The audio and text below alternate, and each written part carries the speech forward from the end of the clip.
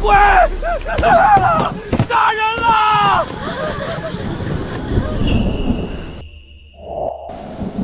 这是哪儿？我不是因公殉职了吗？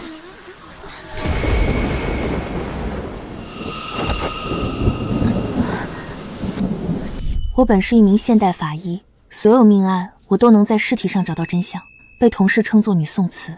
就因为破案无数，名声在外。昨天下班，我被杀人凶手的家人报复，因公殉职。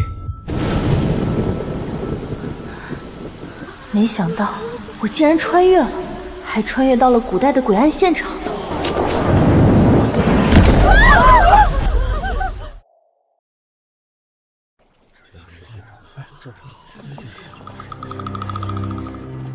头儿，他叫叶彩棠，是玲玲的邻居，也是玲玲的好朋友，应该最了解玲玲的近况了。我是六扇门捕头夏月，我问你，玲玲最近可有遇见诡异事件，或者撞邪之类的事情？正常的凶杀案，衙门就能处理，但这案子却是六扇门来处理。看来他们也认为是鬼魂杀人。可是这世界上哪有鬼？据我所知，并没有。大人莫非觉得玲玲真的是被鬼魂杀死？你不是亲眼所见吗？虽然现场的确很诡异，但我确定，绝对不是鬼魂杀人。所谓鬼案，不过是有人装神弄鬼罢了。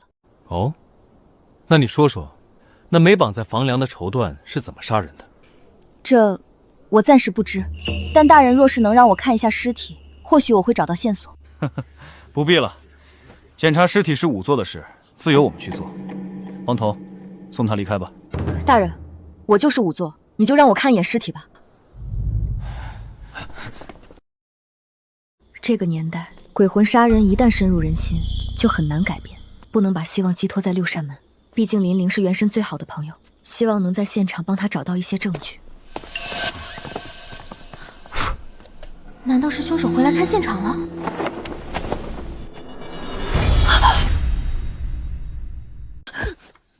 什么人？夏大人，是我。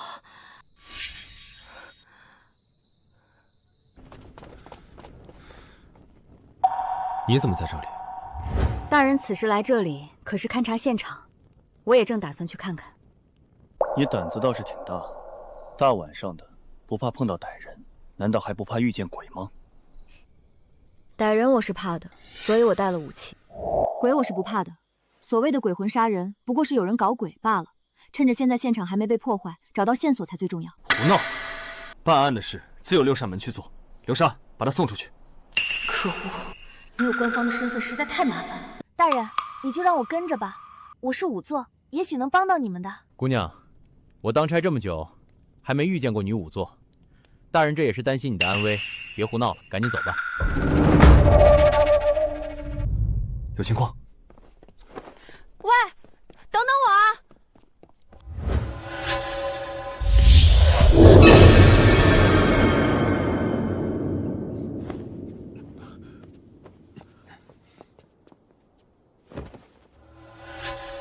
又吊死一个，还是一身红衣，这是要变厉鬼的节奏啊！此处诡异，流沙，快把那个谁送走。大胆！谁让你动尸体的？流沙，把他从死者脖子上的勒痕看，确实是被吊死的。这里就是第一案发现场，死者并未被移动过，尸体还柔软，没有尸斑和尸僵。鉴于下午这里一直有人，死者死亡时间不超过1个时辰，甚至可能刚死没多久。不是，你真会啊！你怎么知道他是吊死，不是被勒死后挂上去的，或者被打昏后再挂上去吊死的？看这里，只有1道勒痕，边缘模糊，是挣扎时留下的，证明死者在此时是有意识的。如果是死后被挂上去，就会是2道。这观察能力，比衙门里的老仵作也丝毫不逊色啊！头儿，还去找仵作吗？你说你是仵作，可京城里的仵作我都认识，更别说就没有女仵作了。这个嘛，我爹是仵作叶明，虽然过世了，但他所有本事都交给了我，所以我应该也算个仵作吧。你是叶明的女儿？看他的表情，应该和我爹很熟悉。既然是熟人，这就好办了。大人，您莫非认识我爹？认识。你爹他生前和我借了50两银子。什么？你认真的？人家穿越不是皇后就是女帝的，我只是个平民不说，还上来就背了一身巨债。自然是真的，借条就在我家。那个大人，我突然想起来，我出来得急，家里火还没灭，我先走一步。流沙，帮他回家看看火，顺便叫人过来。夏姑娘，家里就别担心了。50两啊，50两！原以为叶明没有子嗣，人死债消，但没想到他还有个女儿，正好父债子偿。你若是想赖账，可别怪我去衙门告你。我又没说不还，吓唬我做什么？不过我得看借条，我爹都死了，谁知道你是不是骗我？行，等人来了就和我回去，我给你看借条。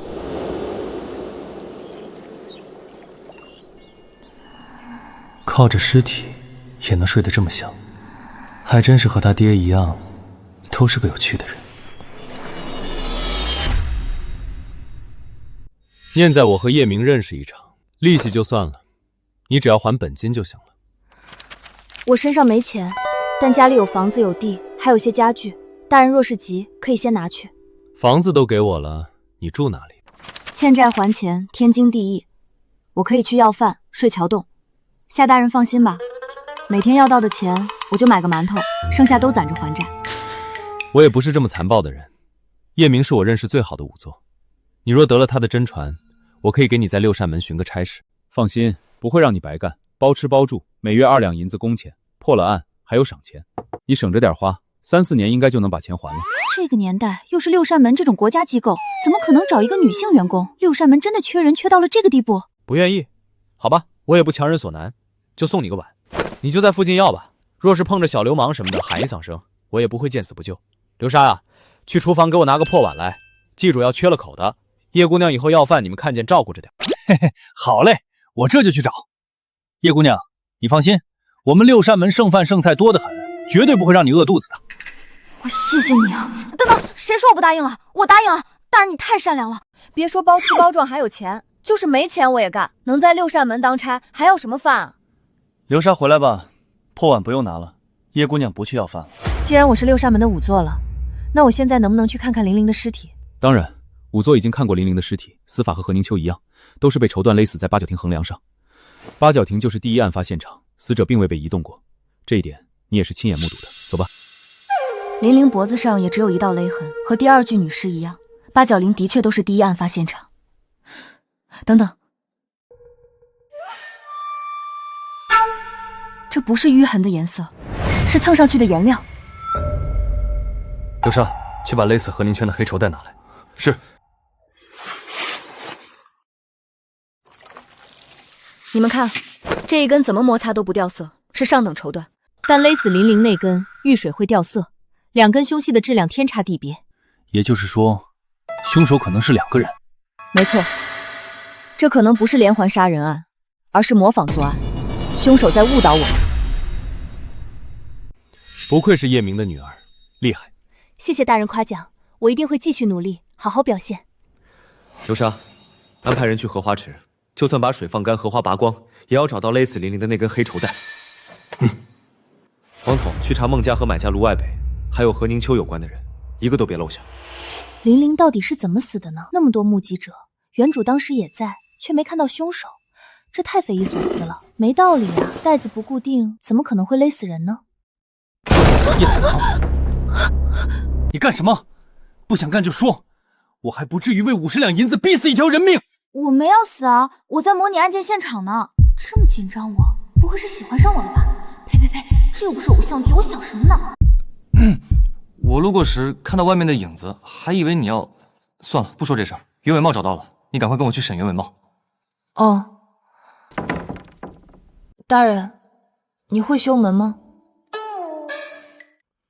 大人，我知道凶手是谁，一定是我的同乡丁浪。怎么说？他之前老盯着我娘子看，因此我还跟他打了一架。后来我们搬来京城，他竟然也跟来了，这能是巧合吗？他和我娘子绝对有事儿。对了，我家攒的50两银子也没了。那丁浪不但好色，还嗜赌成性，肯定是我娘子被他哄着拿走了。来人啊，立刻抓捕丁浪！大人，丁浪失踪了，家里翻得乱七八糟。我们查了赌场、青楼、酒楼都没人见他。赌场还说他欠了100两银子，也在找他。这是畏罪潜逃了吧？何宁秋拿了家里50两给他，他不满意，争执中杀了人，所以跑了。你怎么看？虽然丁浪是有动机的，但是无论是丁浪住的地方，还是何宁秋住的地方，离案发地点都太远了。我实在想不出有什么道理，他们会走到那里去。当天还下着雨，何宁秋出现在那里，一定还有一个我们不知道的理由。走，去丁浪家看看。王统，去买点包子，总不能饿着肚子干活。小叶要什么馅的？有猪肉的、羊肉的，还有韭菜鸡蛋豆腐粉丝的。肉，我要肉馅的。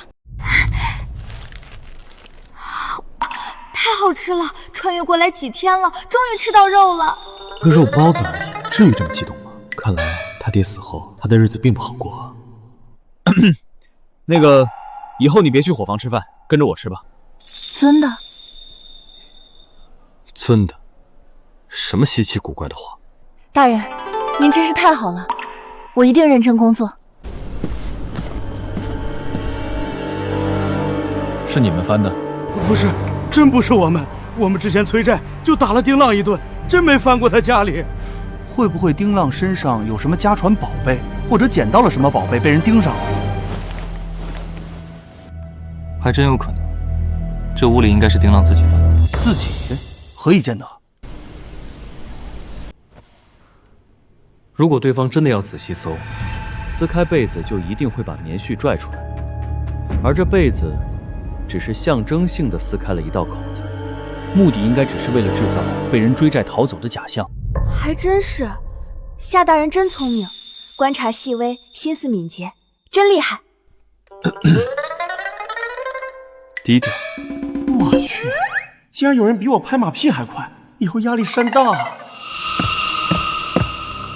大人，城外破庙发现一具烧焦的尸体，疑是丁浪。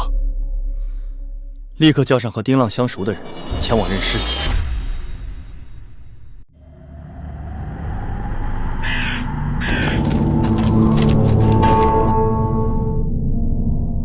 当时这人身体一半在土地字里，一半露在外面，姿势诡异。村民过去看看他是不是要帮忙，结果将人拽出来一看，吓了个半死。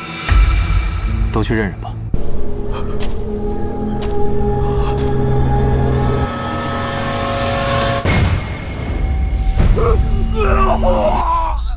认不出，都没脸了，怎么认啊？大人，这别说我们，恐怕就是他亲妈来了又认不出了。不过这衣服我确实见丁浪穿过，一模一样。不要逞强，虽然你学过许多验尸的技巧，但是耳听为虚和见着真人可不一样。这烧死的和吊死的也不一样，尤为恐怖。放心，1个月2两银子呢，为了钱我可以的。正常被烧死的人，尸体都会呈拳斗姿势，鼻腔里会有大量泥土，但是这具尸体没有，说明他是死后才被焚烧的。烧了脸，明显就是不想让人认出来。尸斑按压后略变色，腹部开始变色，皮肤出现水泡，死亡时间在20个时辰以上，也是何宁秋离开家失踪死亡的时间。这就叫专业，小叶厉害了啊！这不算什么。如此恐怖的焦尸，他竟能如此坦然，这胆子，这能力，还真是虎父无犬女。致命伤在这里，枕骨有一处凹陷，被坚硬有棱角的东西砸的，很可能是石头。凶手可能是即兴作案，所以没有提前准备趁手的武器。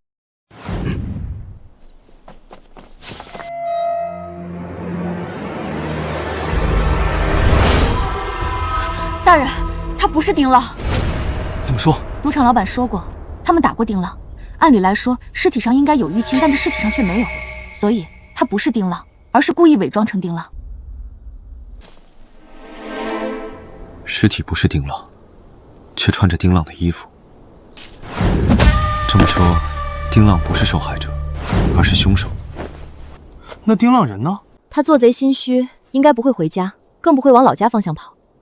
而且他有毒瘾，若真遇到了洪财，这种人就算逃跑，肯定也会管不住手的。王统，立刻派人去查周边的赌场。小叶啊，感情你这青菜豆腐是专门给我们叫的啊？你是一口不沾啊？刘哥，你不懂，我还在长身体呢。下午去给自己买2身衣裳，再买点好吃的。以后跟着我在六扇门当差，不要像刚要完饭一样，我丢不起那个人。大人，这不会从我工钱里扣吧？公费。大人，你真帅。低调。请问，最近有人见过这个吗？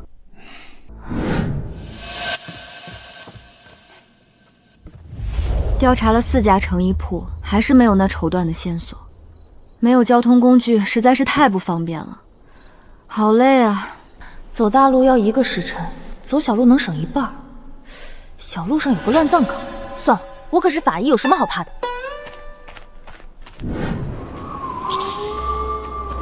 我又不是鬼，跑什么？一起做个伴啊！真的是。林玲还是新坟，不会就是林玲的坟吧？可是林玲的尸体还在六扇门啊，这里难道是她的衣冠冢？林玲，是你吗？这一定不是巧合，得赶紧回去告诉夏月。对了，东西得带回去，省着他们不信。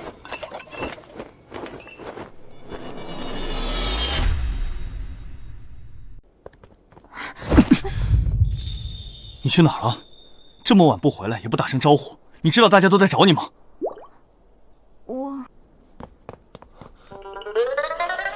小叶，你可算回来了！你要再不回来，大人都要急疯了。哼，关心每一个下属都是应该的。大人啊，大人，你就口是心非吧。我没有乱跑，我去查那条绸带了。不是让你去买2身衣服吗？一个人去查什么？有什么想法不能跟我说一声？就算要去查，你也带2个人。六扇门是没人能跟你去吗？这也没什么危险，所以我就……什么叫没危险？京城虽然看起来安全，但你也不看看这几日死了几个人。你一个小姑娘，又没个功夫，大半夜在外面乱窜，就不怕碰到凶手？大人消消气，小叶这不是回来了吗？人也不是出去玩，是办正事去了，没事就行。他知道错了，下回肯定不敢了。大人别说了，姑娘脸皮薄，不像我们似的随便骂，一会儿哭了，看你怎么哄。哎，这俩人怎么这么让我操心呢？大人，我错了，我以后再也不那么晚出去了。如果有什么事情，一定第一时间汇报，然后再喊2个捕快大哥一起。哼，知错就好，下回注意。还没吃饭吧？给你留了，快去吃吧。大人，你真好。对了，我这次还有意外发现，我发现了林玲的坟，而且还有人在祭拜。你说什么？小叶，这是祭拜死人用的，你给带回来是不是不太好啊？不要紧，我都打了招呼的。跟谁打招呼？林玲啊，还有她的邻居们，他们都默许了，默许就是不反对。大姐，坟茔里都是死人，要是真有人反对，那就真闹鬼了。哎呀，没什么的，明日我再带点祭品过去，给他们补上。大家都是明事理的，我们也是为了追求公道，想必他们不会计较太多。好有道理。大人，如果那真是林玲的衣冠冢，那个祭拜的人很可能就是凶手。我们可以从这些祭拜用品下手，没准能找到线索。有道理。刘尚，立刻去户部查查附近所有叫林玲的人有没有刚刚下葬的，如果没有，那就开棺。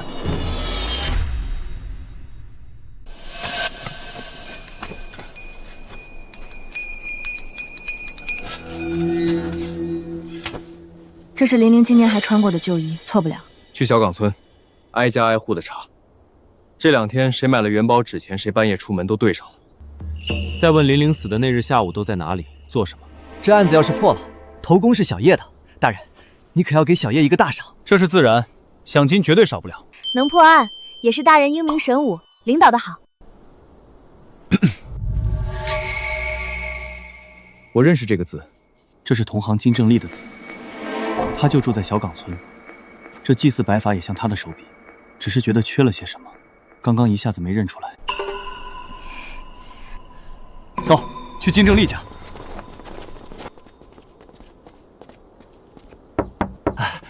是六扇门的官爷，快请进，快请进。不用了，金正丽，有个问题问你，希望你如实回答。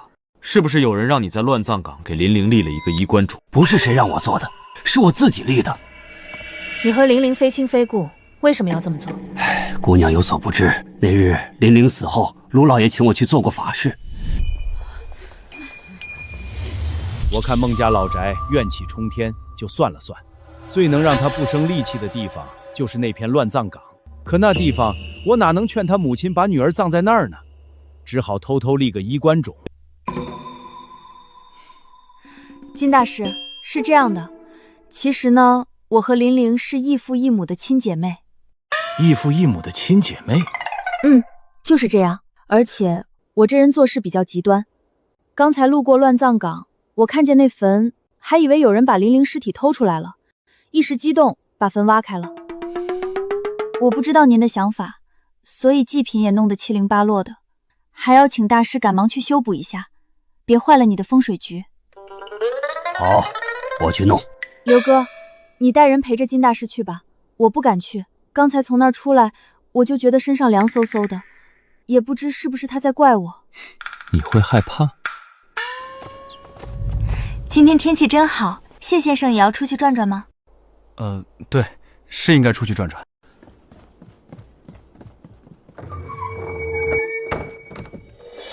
你支开他们，这是要……虽然金正丽表面看着没什么问题，但我感觉他很不对劲，但具体哪里又说不出来，总感觉他好熟悉。而且勒死林玲的黑绸会掉色，一定是廉价布料。金正丽如果和案件有关，他家里应该有相同材质的衣服，只要找到，就能确定金正丽就是凶手。难道是我猜错了？虽然给林玲立衣冠墓是有点奇怪，可是他也没有杀人动机啊。他和林玲都不认识，为什么要杀他？杀人案里，一般疑点最大的就是利益获得者。其实金正丽在林玲的死这件事情上是有获利的，但是不明显。你想说，因为林玲的死，所以卢外北请了金正丽做法事驱邪？对，而且法事的规模不小，应该也收了不少钱吧。流沙之前就调查了卢外北近期的金钱往来。卢外北说，金正丽和他是多年老友，所以没有收钱。金正丽这么大方吗？看着不像啊。你们等等，我去打听打听。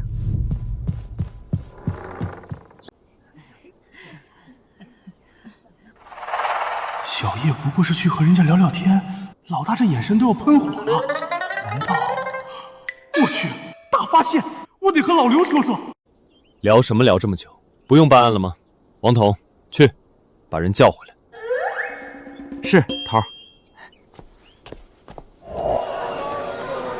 王哥，谁惹他了？没事儿，老大就是想案子呢。小叶啊，你这糖糕哪来的？大人给的呀。我这不算收老百姓好处吧？不算，但你怎么不多收点儿？你们好歹是六扇门的，一块糖糕而已，至于馋成这样？回去了，我让厨房给你们一人做一碗。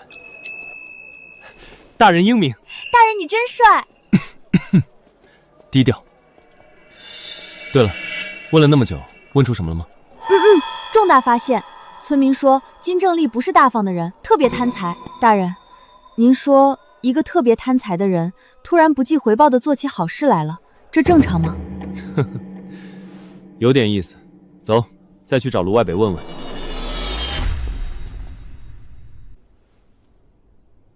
你对金正丽了解多少？金大师挺好的呀，本来请他做法事是100两，但看在朋友一场的面子，他没收钱。后来宅子又出了人命，他说要做大法事，连做7天，也只收了我100两。一场法事100两，这一行这么赚钱的吗？怎么想改行了？要不要我和谢芷说说，让他收你当徒弟？怎么会？我跟随大人，那是为了替死者鸣冤，抓凶手伏法，那岂是区区100两可以比的？那是功在当代，利在千秋的正义啊！哼，算你觉悟高，以后离那个谢芷远点，别染上坑蒙拐骗的坏毛病。人家又没骗我们，还帮了大忙的。你还顶嘴？没，都听大人的。明明是怕小叶被谢芷拐走，还说得这么冠冕堂皇。哎呀，大人不愧是大人，得学。大人要买衣服？不是给我，是给你。上次给了你钱，你一件衣服没买，跑去乱葬岗逛到半夜。你看你这衣服破的，是打算以后在六扇门里兼职要饭吗？大人，你真好。哼，不用感谢我，我这完全是不想丢人。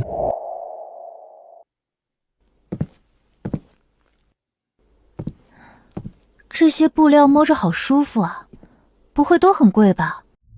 这料子，这手感呀！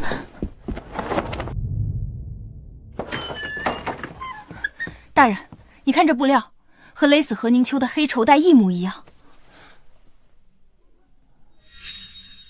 你确定？确定，我仔细研究过，绝对不会错。这种布料有袋子的，你们近半年卖过多少？有没有记录？都是什么人买的？有的。我们的衣服都比较贵，一般都是老客户定制，所以都有名单。大人您看，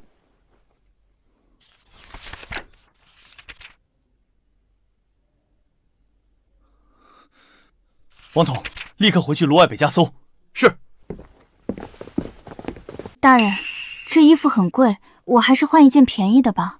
叶彩棠，你真是我的福星，一件衣服算什么？掌柜的，再给他选2件最好的衣服。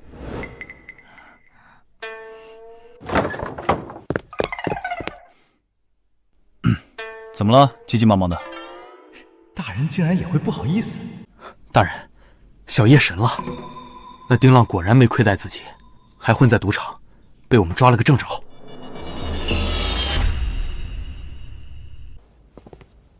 大人，那丁浪就都招了。他当时被赌场追债，就想去袁伟茂家里借钱，结果碰巧遇到了何宁秋与人偷情。那他看到是谁和何宁秋偷情了吗？没有，那人跑得快，没看清。他以此要挟和何宁秋要了2000两银子，没想到何宁秋真的给了。后来他害怕被杀人灭口就跑了，结果……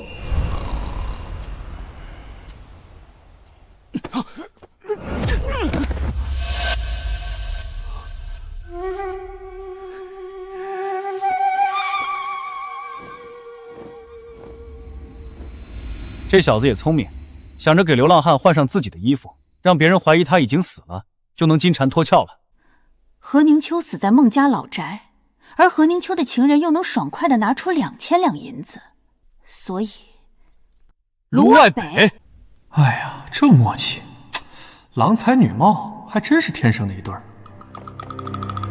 大人，我们在卢外北家里找到了同款衣服，正好缺了条黑色的带子，那卢外北已经被我们带了回来。太好了，立刻去审卢外北。我给了何宁州2000两封丁浪的口，可他说要是我再不娶她，就自己去求我夫人。我是实在没办法了，我夫人一旦知道，她会杀了我的。林玲是不是你杀的？不是，我和他无冤无仇，我怎么会杀他？我就是想着，要是何宁秋和林玲死的一样，你们就不会怀疑我的。和小叶说的一模一样，还真是模仿作案。小叶真神了。要是没有小叶，恐怕我们都得被误导了。可不是嘛，我现在是越来越佩服小叶了。老刘，你有没有觉得头儿和小叶？你个呆子，才看出来啊！把人带下去吧。唉，何宁秋的案子是破了，但林玲的案子却也失去了头绪。小叶，你怎么看？大人，您之前说过，之前也发生过类似的案子，能和我说说吗？倒是忘了这事，那是7年前，刘宗宪也曾经出过一起类似的案子，当时……吊死鬼杀人了！当时双方至少上百人在场，却没有看到凶手。官府调查了许久，也没有发现任何线索，只能成为悬案，不了了之。我的娘啊！这不就是水鬼杀人吗？难道不是吗？2次都是狂风暴雨的时候，2次都在水边，难道不是水鬼吗？王哥说的也不是没道理。不是你说的所谓鬼案，就是有人装神弄鬼吗？这么快就变了？我觉得水鬼是一个思路，当然我不是说真正的水鬼，我说的是类似水鬼的人。此话怎讲？荷花池荷叶正茂盛，如果有人藏在水下，又是那样的天气和环境，是可以做到不被发现的。你的意思是，当时有人躲在水里，用某种特殊的手段杀了林玲？只是我还是想不通，到底是怎么用丝带隔空杀了林玲的。我想到一个人，如果是什么奇门鬼术，他或许能知晓一二。谁？谢芷的师傅海望天，他精通各种江湖秘技。不过他金盆洗手之后，住在京郊别院，再不见外人，想见他很难。那我们可以去找谢芷帮忙啊！我去找他，正好我还有事儿请谢芷帮忙呢。说到谢芷，他为什么这么高兴？王哥嗓子不舒服。大人，我之前和谢芷聊过，他善弹琴，又和金正丽熟悉，我想请他画一张金正丽的画像，让人带去刘宗县调查，看看金正丽7年前有没有去过刘宗县。呵呵，你好像很了解谢芷啊。大人，这是重点吗？小叶，为什么要查金正丽啊？我仔细回忆了一下，乱坟岗看到的人身形和金正丽很像，直觉告诉我他肯定有问题，而且如果他7年前也曾在刘宗县出现过，就更可疑了。这样啊，行，那还是我去一趟吧。小叶最近也挺辛苦的，还是休息休息吧。我不辛苦啊。哎，你辛苦，你就留在大人身边好好休息，听话。那个王统啊，这事儿你去办吧，办好了，大人重重有赏。多谢大人。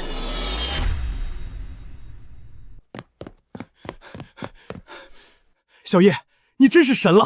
我们查到了，金正丽7年前的确在刘宗县出现过，当时那个女人死后，就是金正丽帮他们做的法事，还收了一大笔钱。这个看似无关的人，难道真是凶手？对了，海望天那里怎么说？海望天说，在江湖上有一种特别的丝线，无色坚韧，十分珍贵，很多行走江湖的人都会用这种线做些绝活。还有这种东西？那么细的线，确定能承受一个人的重量？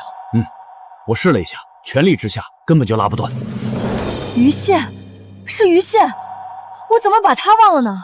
可恶，我竟然忘了鱼线，都怪潜意识觉得古代没有这种东西。鱼线？明白了，全明白了，根本就不是鬼魂杀人，而是有人躲在水里，远程用那种透明的丝线绑在绸缎上杀人。若是白天，丝线反光，可能还会注意到，但2次鬼案都是狂风暴雨，视线模糊，根本不可能看到那么细的线，这才造成了鬼魂杀人的假象。这种线极为珍贵，凶手肯定不舍得丢弃。若是这样，只要我们在金正丽家找到这种线，岂不是就能确定金正丽就是凶手了？大人，抓人吗？金正丽嫌疑虽大，却还缺有力实证。此时将人抓来，他若抵死不认也是无法，而且还会打草惊蛇。一旦东西被他扔了，就再无证据了。大人，不好了，金正丽死了！我去，不会这么巧吧？什么？怎么可能？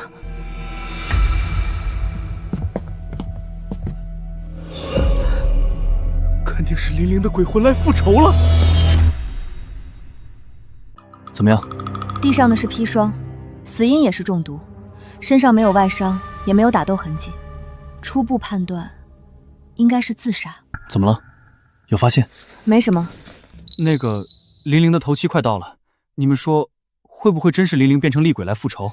金正丽这才吓得自杀了。刘哥，你别瞎说，就算林玲头七回来了，那第一个也得来找我，亲自报仇干什么？鬼杀人要扣功德分的，只要告诉我凶手是谁，那不就行了？好有道理。而且你们别忘了，金正丽可是风水先生，即便真有鬼魂复仇，他又怎么可能束手待毙？最起码也要在房间贴满符咒吧。也好有道理。那问题就来了，他到底为什么自杀呀？大人，我们找到一个箱子，是那种线，果然，金正丽就是凶手。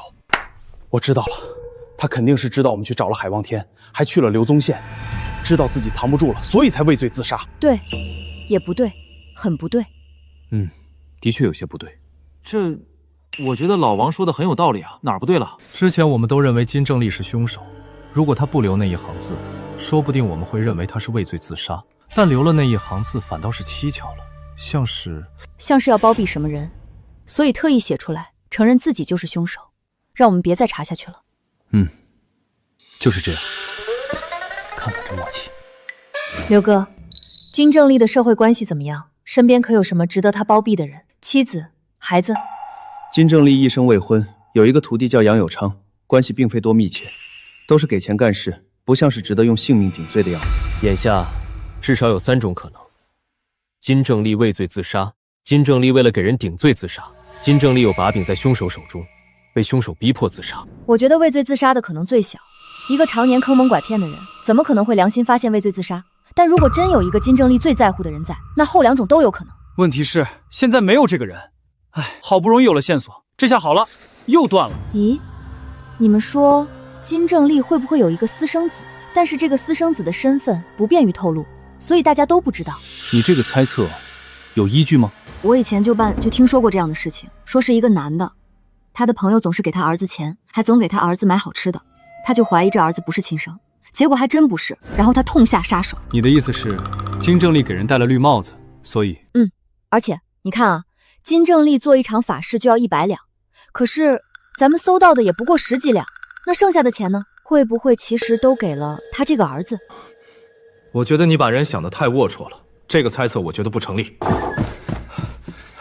大人，有个自称是金正丽私生子的人来报案，说知道是谁杀了金正丽。你说你知道杀害金正丽的凶手是谁？是杨有昌。他为何要杀金正丽？为了钱，他跟我说过，最近杨有昌总是找他要钱。还有，我见过他们吵架。吵什么？我没听清，只隐约听见说什么银子不银子的，那肯定是他找他要钱呢。杨有昌是否知道你和金正丽之间的关系？知道，但杨有昌威胁他，肯定不是因为这件事情。为什么如此笃定？我父母都过世了，我心里也有数，他有什么可威胁的？就算是大家都知道了，又怎么样呢？我感觉还是因为钱。前2天我去药店买药，看到杨有昌也在买药，而且一副药竟然就要20几两。如果不是我父亲的钱，他哪来这么多钱买那么珍贵的药？流沙，你带人立刻抓捕杨有昌。知道为什么抓你吗？我就知道会被发现的。说说吧，你是怎么威胁勒索金正丽，并且将他杀害的？没有，我没有。没有？那你哪来那么多钱买那么珍贵的药？是师傅给我的，师傅让我帮他保守秘密。什么秘密？我看见师傅杀了林玲。接着说。我师傅他这段时间缺钱。金正丽给人看风水做法事，收入不少，为何缺钱？他在外面有一个儿子，师傅一直担心他不在了，他儿子会过苦日子。这一次孟家老宅做法事，他说买宅子的卢外北家里非常有钱，可以好好的捞一笔。然后呢？卢外北虽然有钱，却很小气，不肯花钱做法事。师傅就想给他宅子里动点手脚，可是就在那天，他在宅子里埋东西的时候，被那个叫玲玲的姑娘看见了。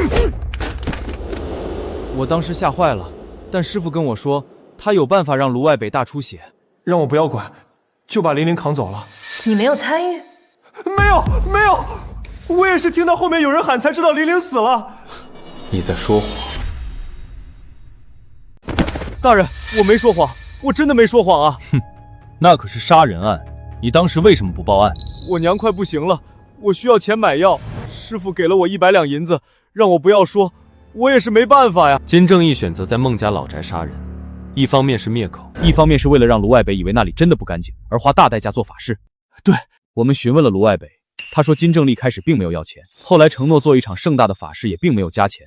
这是怎么回事？那是因为师傅还没来得及找卢外北谈，当天晚上又死人了，师傅吓着了，他不敢要了，所以就要了100两。那他为什么要自杀？因为师傅知道你们已经查到他了，他自杀，可能也是不想连累他儿子吧。你说的大部分都是实话，从金正丽杀人到勒索，到给了你100两银子，但有一点，你说谎了，你才是真正的杀人凶手。大人，你不能凭空冤枉我。我给金正丽验了尸，他手腕上有暗疾，一到阴雨天应该就会疼痛不已。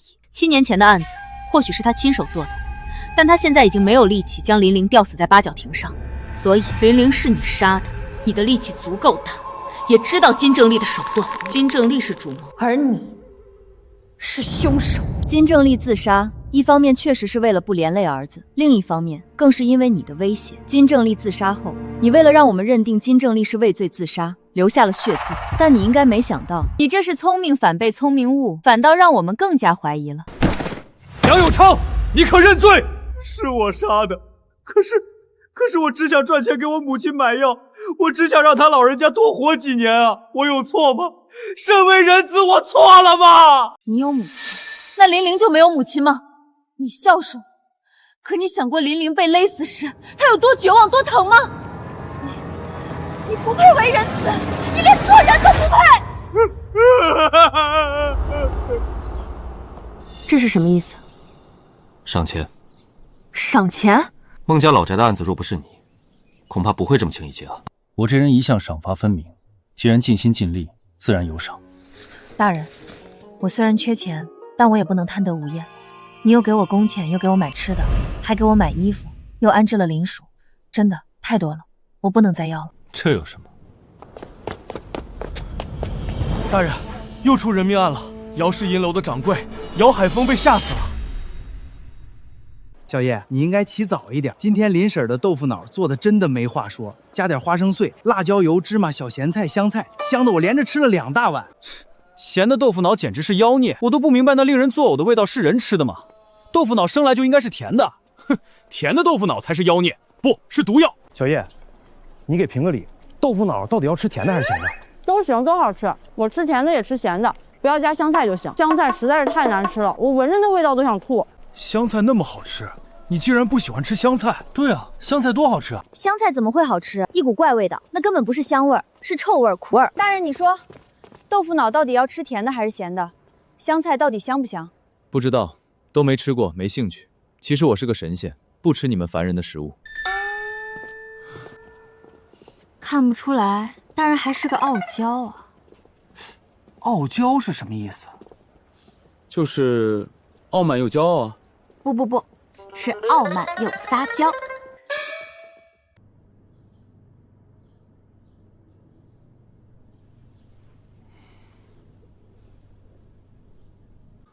你把令尊当时的情况仔细跟我说一遍。是在今日寅时，大家都还没醒。父亲昨晚住在八姨娘的屋子里，据八姨娘说，父亲是半夜突然惊醒的，好像是做了噩梦，醒来的时候便是一身的冷汗，说要喝水。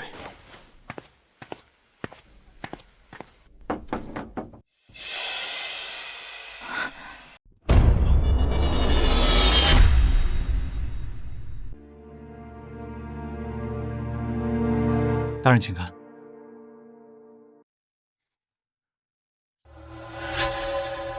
父亲一贯不信这些东西，我不明白他书房里怎么会有黄符，但这黄符也不能证明什么，总不能说庆是被诅咒而亡，这太荒谬了。也是因为此，我才报了案。这黄符先放在我这里，我找人看一看。怎么样，有结果吗？身上没有其他伤，若是被吓死，全身血液会涌去心脏，从外表没有明显症状，所以若确定姚老爷是否被吓死，需要抛尸检查。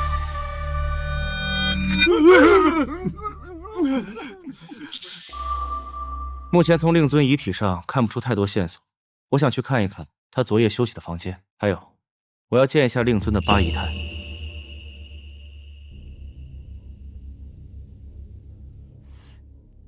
大人，真和我无关啊！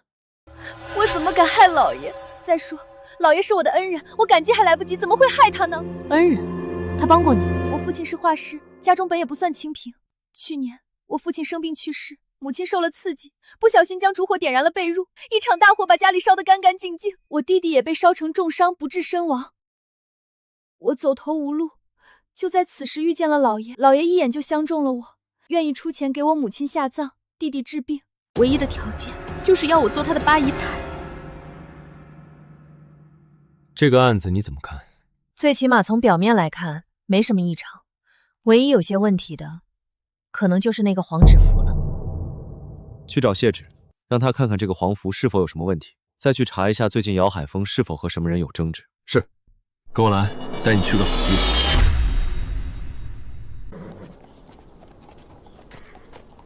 学骑马，以后出门办事会很多，不会骑马太不方便了。这里有马场，虽然不大，给你练练足够了。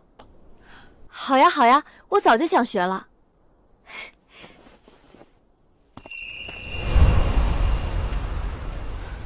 可恶！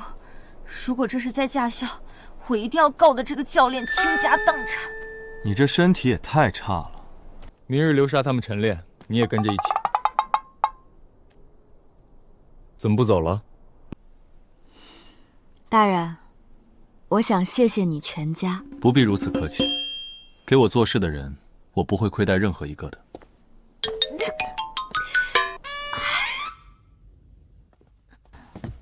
小叶这是怎么了？掉沟里去了吗？小叶去学骑术了啊？这要是不说，我还以为小叶去学摔跤呢。挺好看的人，怎么就长了张嘴？谢先生来了，可是那张符纸有了线索。一方面是为了这个符我看过了，确实是有说法的。请说。这确实是非常狠的诅咒符，灵不灵我不知道，但是以前听师傅说过，这个叫做换命符。换命？对，一命换一命。这符上的字不是用普通的朱砂写的，是用朱砂和血，不能是普通的血，要用心头血。还好自小，应该用的不多。不是多少的问题，而是一种决心。制作换命符的人，将自己的心头血混上朱砂，写字之后，想办法送到要害的人身边，回去后便不吃不喝，绝食而亡。那这怎么一命换一命呢？他绝食而亡，想害的那个人也会一起死吗？这得是多大的仇啊，才肯和对方一命换一命？据说是这样，但我也没见过。这种害人性命的，都属于邪术。我师门是严令禁止。扭得这么严重啊？真扭着了，也没听你说啊。你不是为了逃避明天早上的晨练装的吧？我就是装的，但是我装的像啊，行了吧？算了，你明天早上还是别去了。对了，你刚刚说明白什么了？死直男，总算当了回人。虽然不能肯定姚海峰是死于换命符，但至少可以肯定有人要害他，而恰好在这个时间他死了。的确有问题。明日去姚府查一下，有什么人可以进姚海峰的书房，还可能会巫蛊之术。对了，夏大人，师傅托我给你带了一封信。海前辈给我带信？小叶，你别动，我给你按一下。我会推拿铸骨的，技术非常好。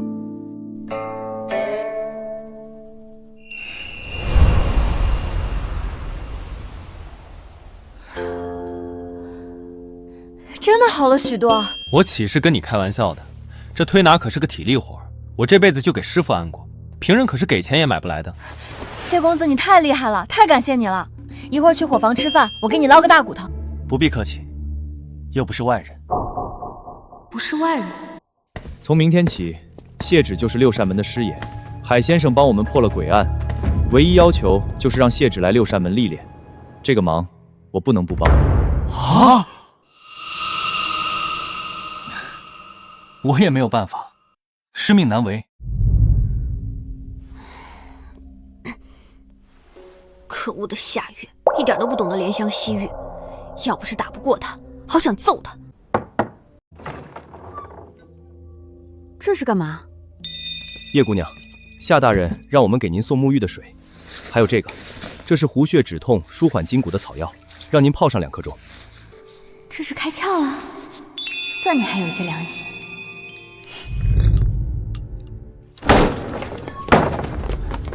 大人，查到了，查到是谁把换命符放到姚海峰书房了。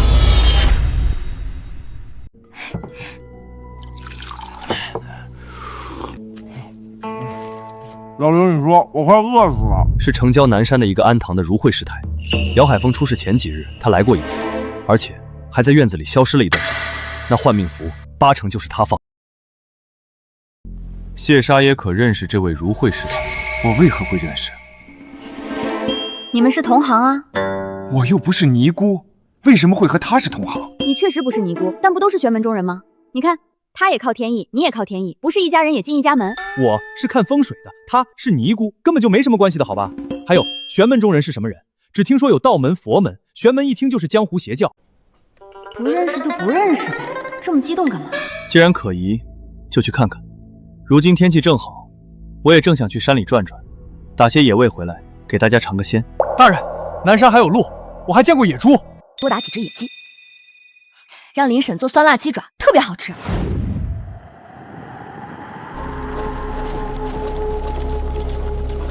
尼姑庵里都是女眷，你们这么多男人，这会儿过去会不会不好？就在附近找个地方过夜吧，不然带着这些猎位，你是打算在静心庵院子里烤肉吗？你是觉得出家人真的不打人吗？佛家还有斗战胜佛呢，要是惹急了，大约是打了吧。你们过来看，庵堂里有情况。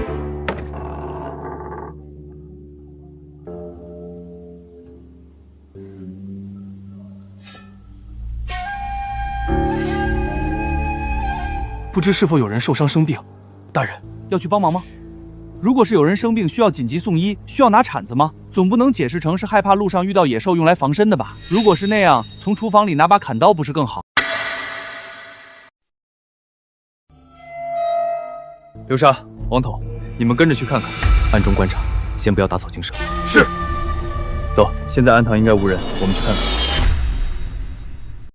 看。谢哥，你会武功吗？会一点，怎么了？没事儿。都是人，谁也没多长一双翅膀，凭什么他们就会飞来飞去？不科学啊！我早晚有一天。早晚有一天什么？没什么，我早晚有一天要解剖一个会武功的，看看你们到底有什么不一样。小叶想学武功，想学武功，这会儿学来不及了，而且你也吃不了那苦。学骑马哭的半个京城都听见了。要是学功夫，一定会有老百姓去六扇门吊一排告你扰民的。大人，我一定会尽快学会骑马的。要是学不会，我就去六扇门口吊一排。你一个人怎么吊一排？再说吊一排就能学会了？虽然学不会，但是全京城都可以看见六扇门是怎么逼死一个老实巴交的小姑娘的。你别冲动，慢慢学，不着急。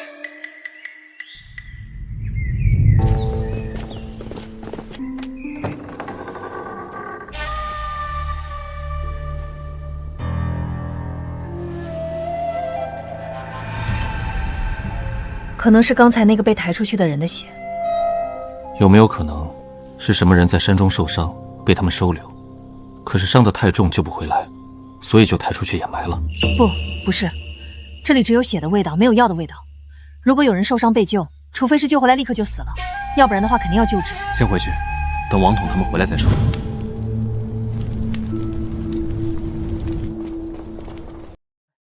王哥、刘哥回来了，怎么样？他们是杀人灭口藏尸吗？还真不是，虽然没看清埋的是谁，但是他们说的话我们都听到了。说的什么？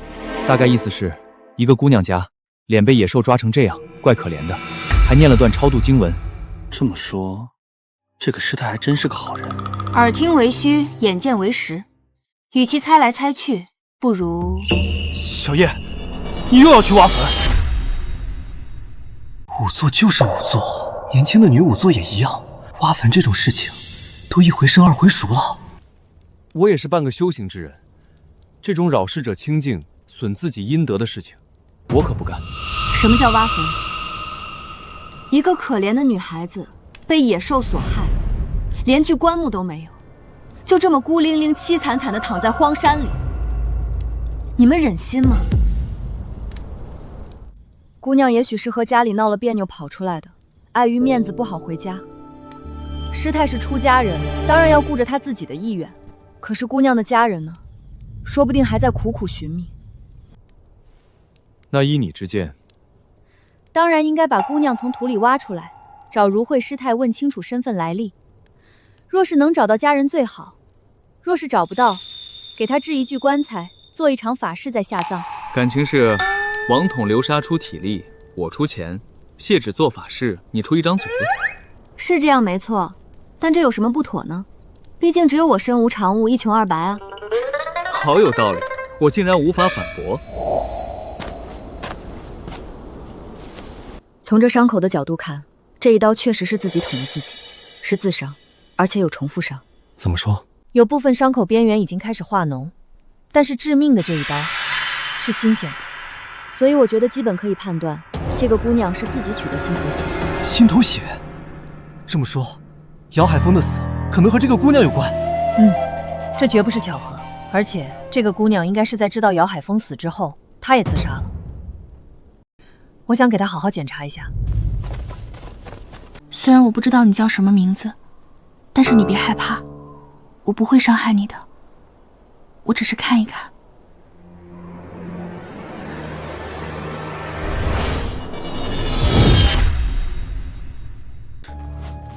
怎么了？你自己看吧。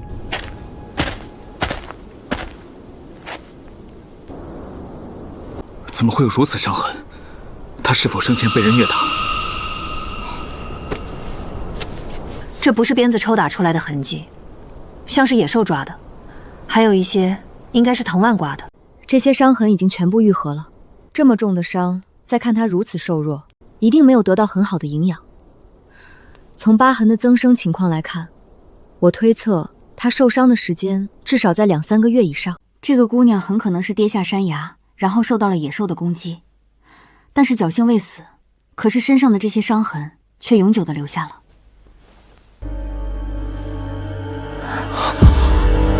如果这姑娘是被姚海峰害得摔下山崖，伤成这样，那这心口血换命符都情有可原了。看来我错怪如慧师太了，能够收留这姑娘，还安葬了她，替她超度。如慧师太真的是慈悲高人。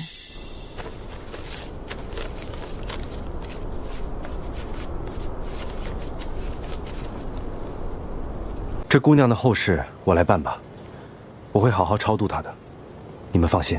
那这里你处理一下，王彤打个下手。我们去一趟清心山。我们是六扇门的，有些公务想要询问一下如慧师太。大人有什么事情，尽管问吧。这是师太的东西吧？前几日有人看见你将这个放进了姚海峰的书房。是，这是贫尼的东西。如慧师太可知姚海峰已经死了？我知道。那师太是否应该对我解释一下，这换命符是怎么回事？这换命符啊，其实他和姚海峰的死一点关系都没有。大人难道相信这种无稽之谈？将一张纸放在一个人身上，就能左右他的生死？师太，现在是我问你，不是你问我。六扇门查案，还请师太如实相告。请稍后。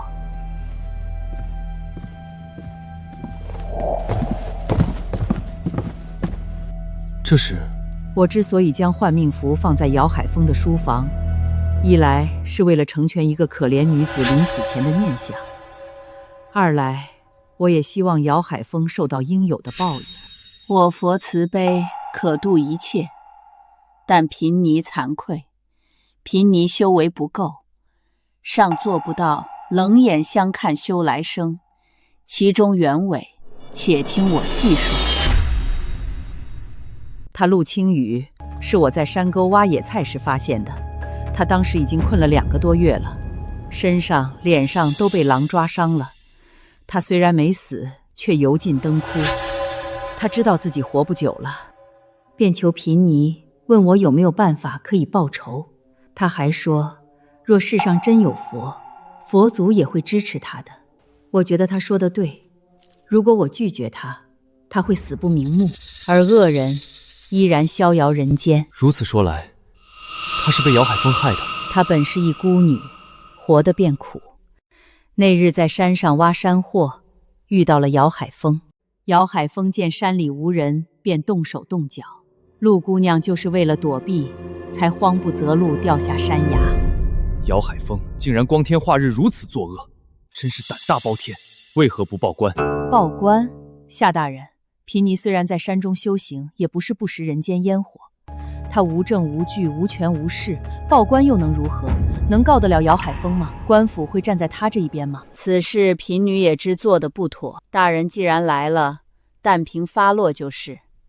至于大人所说姚海峰的死是否与换命符有关，这就见仁见智了。就贫尼而言，倒希望他是有关的。多谢师太告知，师太放心，我们会找到陆青雨的家，帮他安葬的。告辞。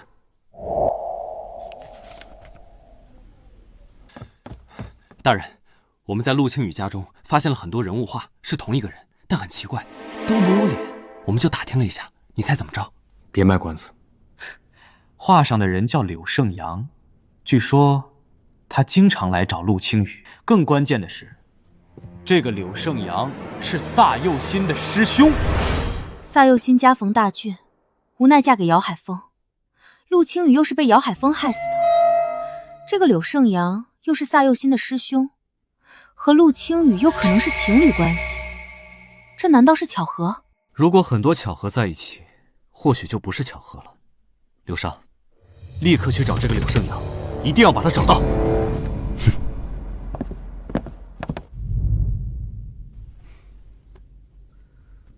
这是什么？这是37年前的案子。当时在北方理想镇出现了一个仙女，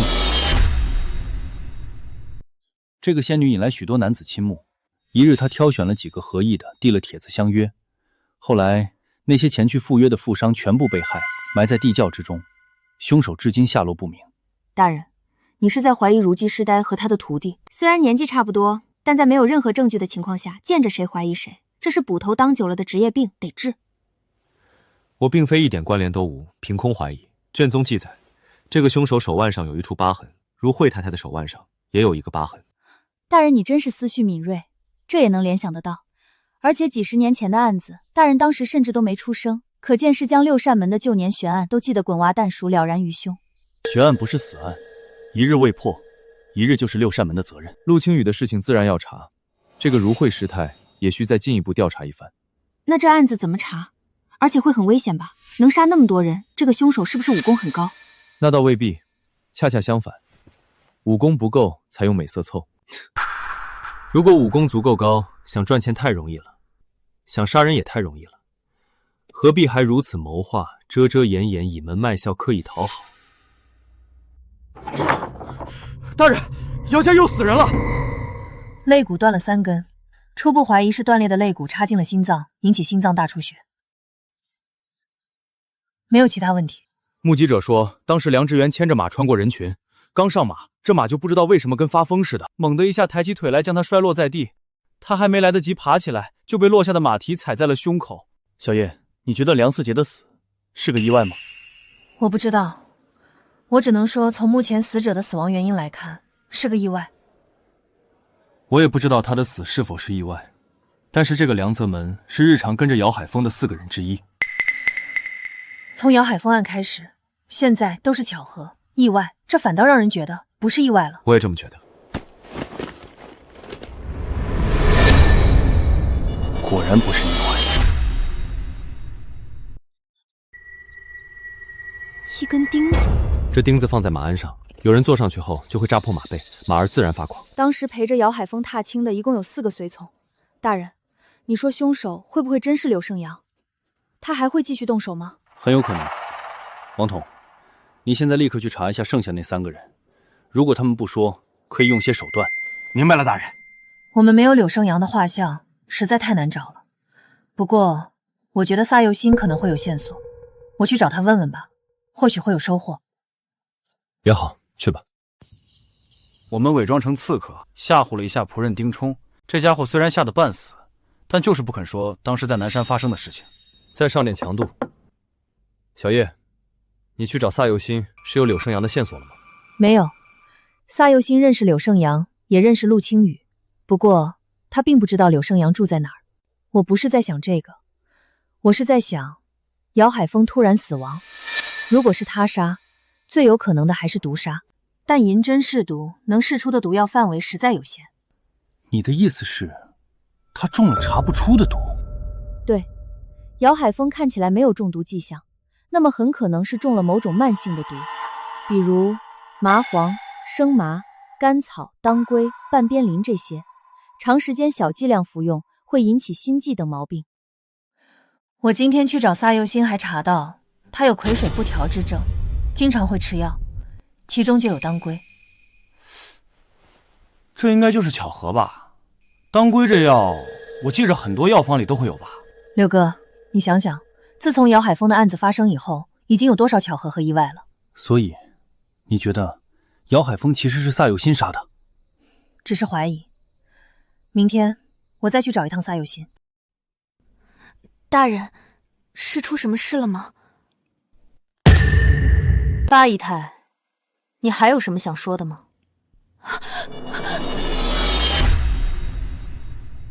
坐吧，姚家的人还不知道这件事情，你还有机会，可以跟我解释一下。我恨他，每个人都说他是善人，在我家破人亡的时候救了我一命，但我心里清楚，我家的事情和他脱不了关系。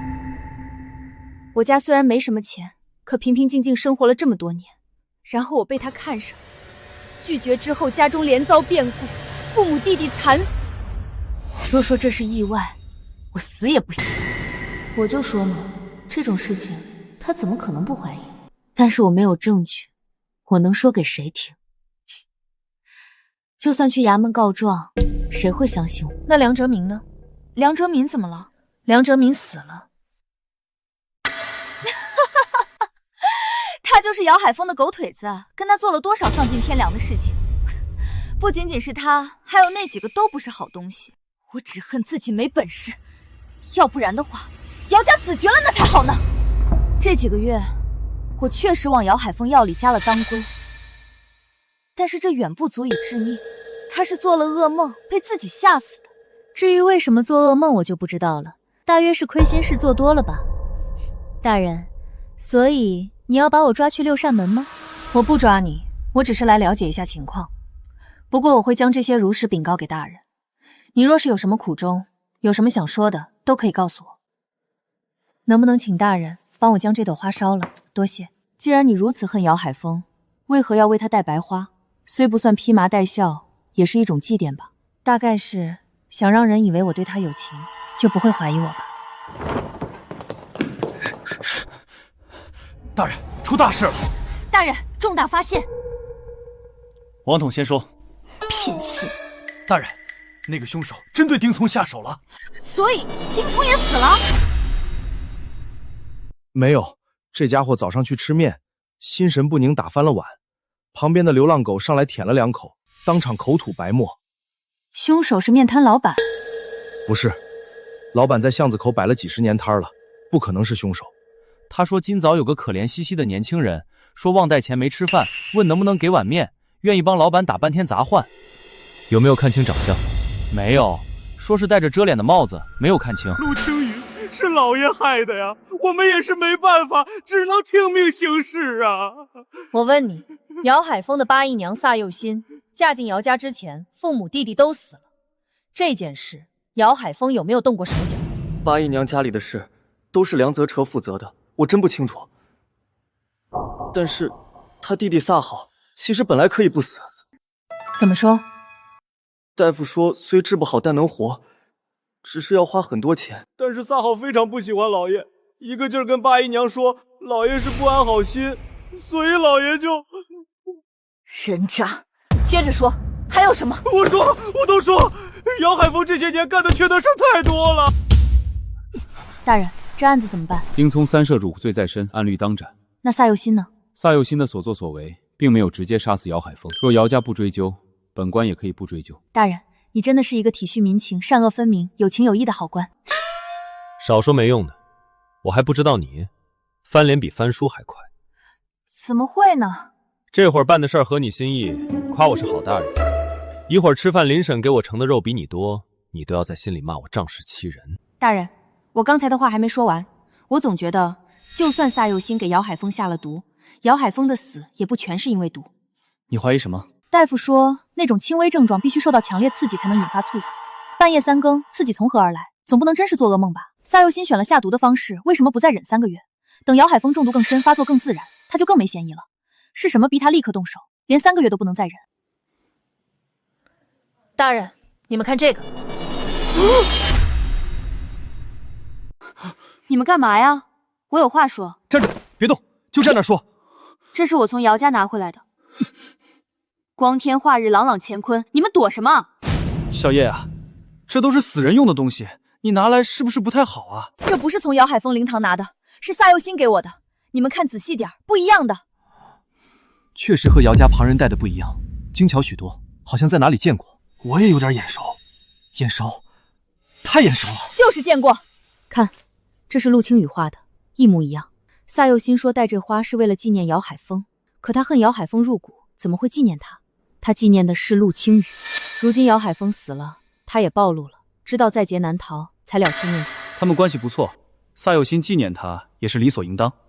可姚海峰死后，萨佑新就被关了起来，他怎么知道陆青羽死了？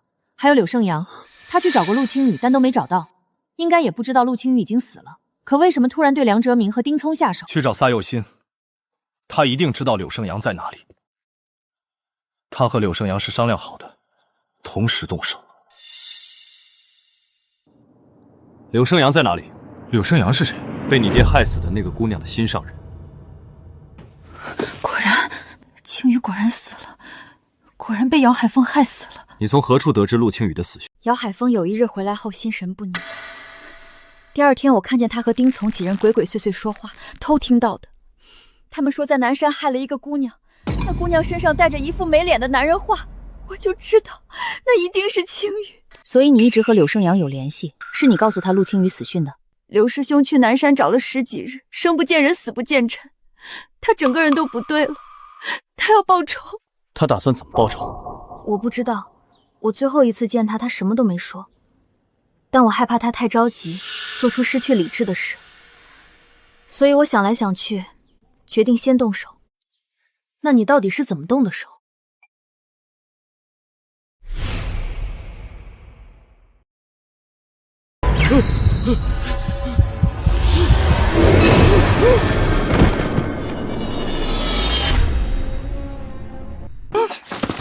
这是谁？这就是被你爹害死的姑娘。有件事情现在可以告诉你了，陆青羽没有破尸荒野，我们把他带回来下葬了，就在他家旁边的树林里，丧事请师傅办的，一切都安顿好了。谢谢你安葬了青羽，我求求你，救救柳师兄吧，他一定会去杀丁聪他们3个，我不想他出事。柳胜阳现在在哪里？我也不知道。你们怎么联系？之前说好我要找他，只要去杂货货门口放一把伞就行，可后来就联系不上了。我猜他是要杀丁聪他们，不愿连累我。我有一个办法，可以引他现身。柳胜阳和萨佑新一样，知道陆青羽出事了，但没见过尸体。如今有了消息，他一定会来看。就算不来，过几日就宣布尸体无人认领，给陆青羽下葬。我不信他忍住一眼都不看。柳胜阳如果警觉，可能不会亲自来，能无声无息杀梁哲民，这人心思缜密，这招请君入狱未必奏效。不要紧，六扇门里也派了人，有人上门认尸就扣下。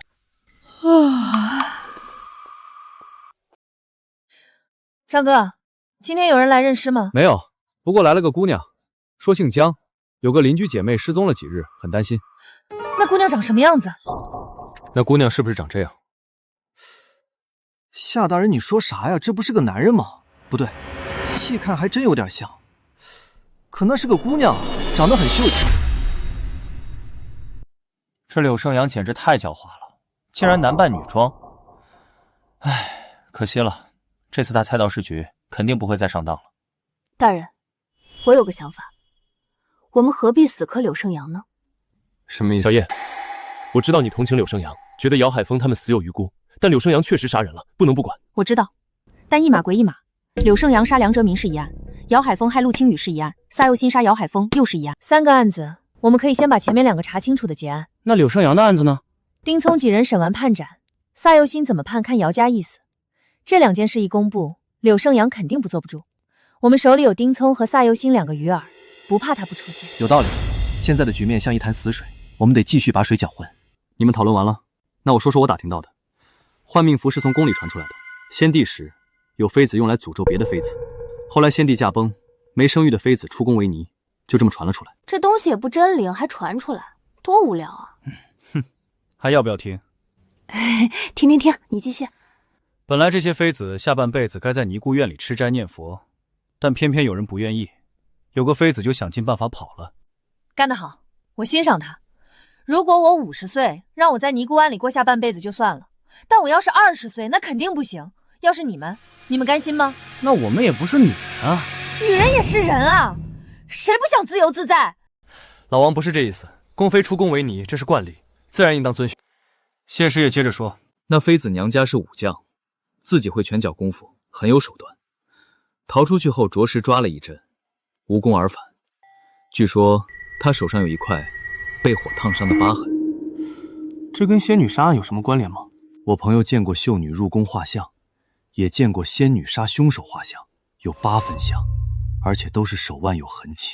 从逃跑的宫妃，到身负多起旧案的神秘女刺客，再到深山修行的尼姑，如果如惠师太就是这个人，那我们怎么办？放下屠刀，不等于从前的血债一笔勾销。这事先按住，等手头案子结了再查。姚海峰一案已查明，萨佑新虽曾下毒，但姚海峰的死具有偶然性。因为你们关系特殊，私下将你们叫来，是和解还是追究？有什么想说的，都说说吧。我没什么想说的。我有。八姨娘，我昨夜一夜没睡，想来想去，要和你说对不起。是我爹害了你，害了你弟弟，他死是报应。大人，我代表姚家不追究八姨娘的过失。八姨娘若愿留在姚府，我定当好好安置；若要离开，我奉上一笔钱财，算是姚家的亏欠。我想离开这里，离得远远的，再也不回来。既然两边谈妥，互不追究，萨佑新不可将姚海峰的事情说出去，姚文松也不再追究萨佑新的责任，这案子结了。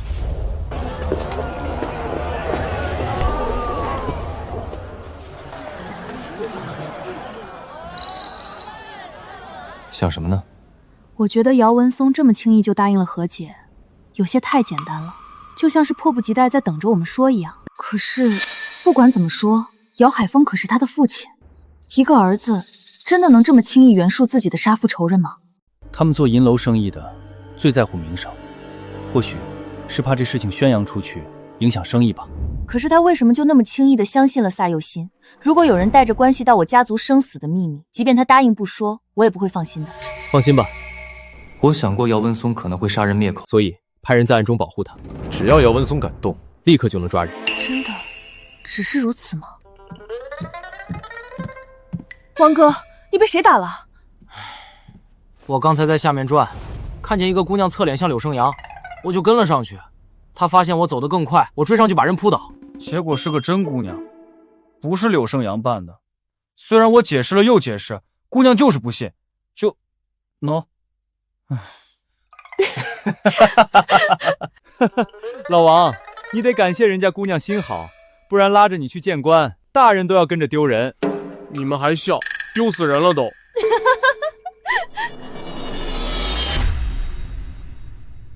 等一下，我们其实都没亲眼见过柳生阳，那有没有可能，其实柳生阳就是女的？不可能吧？她不是萨佑新的师兄吗？和陆青雨又是一对，萨佑新还倾慕她，怎么可能是女人？这世上，男人喜欢女人，女人喜欢男人，男人喜欢男人，女人喜欢女人，都是正常的。还有人男女都喜欢的。你都见过？那倒是没有，不过听过。世上那么多人，形形色色，有什么样的不都正常吗？小叶说的不是全没道理，我们谁都没见过柳生阳，他是男扮女装还是女扮男装，确实不好说。早知道偏着被骂登徒子，也要把人抓回来。如果柳生阳真是女人，萨佑新肯定知道，他在故意瞒着我们。或许他还能联系上柳生阳。等等，如果他们真的还能联系，如今姚海峰已死，丁聪等人要问斩，大仇得报，他们最可能会去哪儿？去祭拜陆青雨。乖，就是这样。回去给你买地瓜、买萝卜、买苹果。嘿嘿，就是这样。驾，冲上去，追上前面那个黑的！慢点，慢点！救命啊！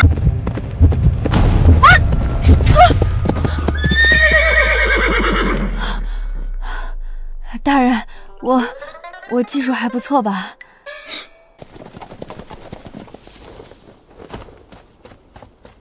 怎么样？有异常吗？萨佑新中午就来了，一直烧纸说话，半个时辰前又去一个姑娘，到现在没出来。小叶真是神了，他们果然都在这儿。抓人！师兄你怎么了？你别吓我！师兄你怎么这么傻？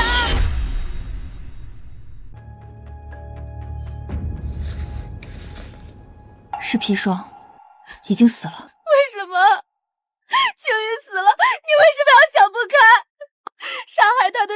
友都死了，你只要跑得远远的，没人能抓住你的。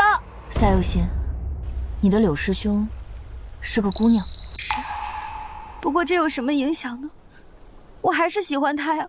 男人有什么好？粗鲁、傲慢，只会欺负女子。师兄又温柔又体贴又斯文，比臭男人好多了。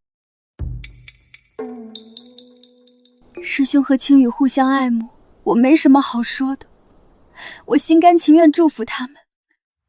可是青羽不在了，他为什么不能陪着我？叶大人，我能把师兄也葬在这里吗？他们活着不能在一起，死了就让他们在一起吧。可以，但尸体要先带回六扇门验明正身，之后你来认领，再办后事。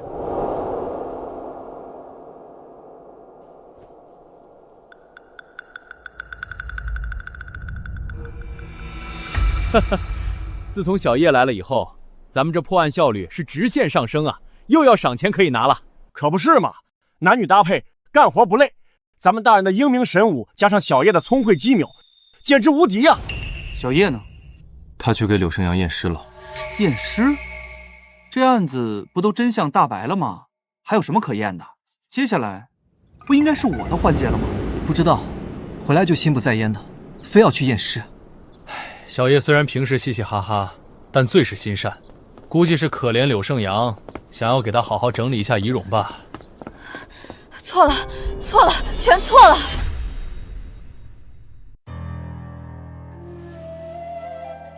这不就是个普通的祥云图案吗？咦，这应该是化龙寺的祥云。没错，就是化龙寺的祥云。每逢初一、15，香客进香时才会画。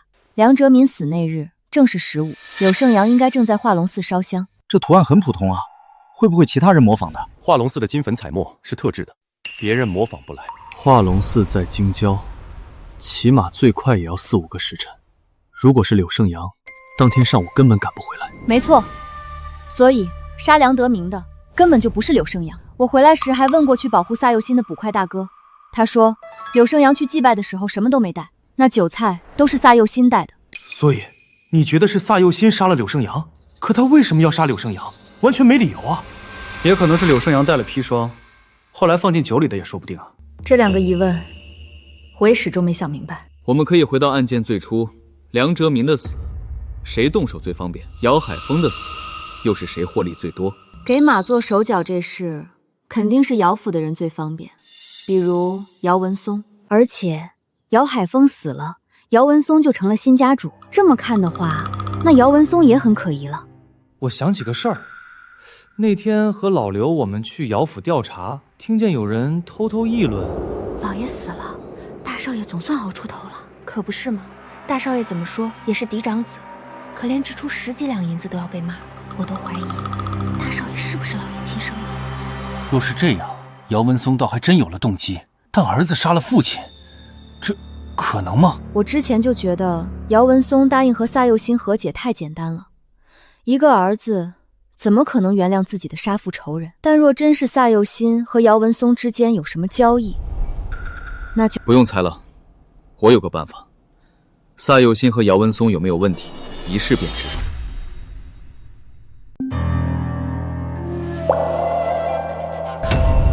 谁？我是姚少爷派来的。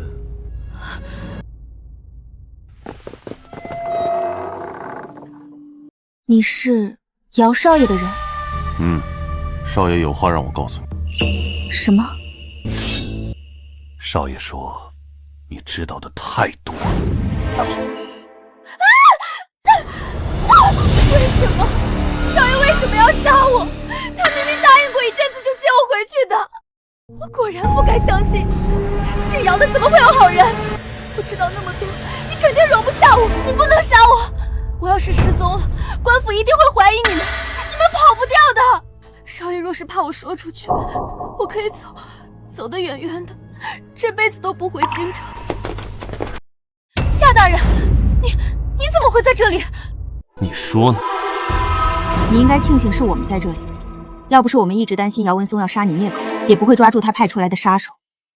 我们只是吓唬你说几句话，你以为杀手会这么客气？说吧，把事情原本说出来，说不定还有一线希望。你要明白，自始至终同情你、想要救你的人，其实只有我们。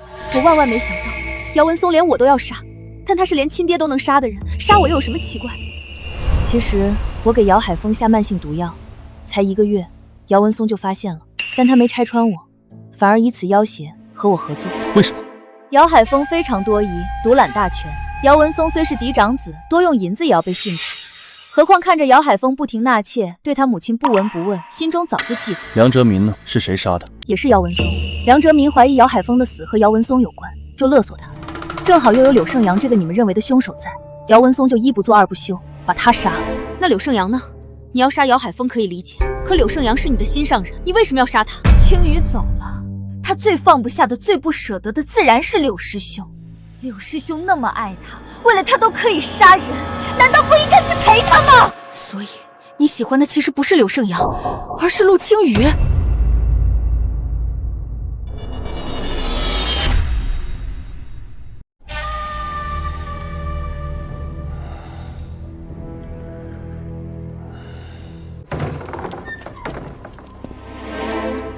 姚少爷，萨佑新什么都招了，跟我走一趟吧。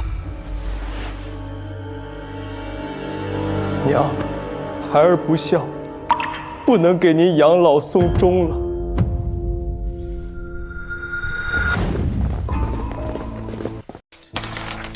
案子破了，这是赏钱，1人5两，放假1天。老话说得好，男女搭配，干活不累。有了小叶，大人发赏钱都爽快了。我们都是沾了小叶的光啊！可不是嘛，这案子这么多的弯弯绕绕，要是咱们，可能早就2眼一抹黑了。但有了大人的英明神武，加上小叶的聪慧细心，哎，他就给破了。所以啊，我是真佩服咱们大人和小叶，那叫一个厉害。低调，5两而已，这不打发要饭的吗？真不知道这些人为什么这么高兴。哎，花了算了。今晚醉太白，我请客。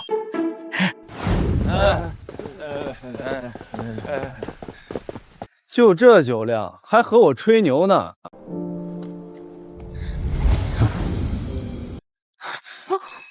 不会喝就少喝点。嘿，我没醉。夏大人，一会儿我有事找你，你在房里等我。嘿嘿，你来我房里也行。小叶要去夏大人房里干什么？今晚莫非有故事？莫非他还不好意思？也是，这种事情还是要我主动一点才好。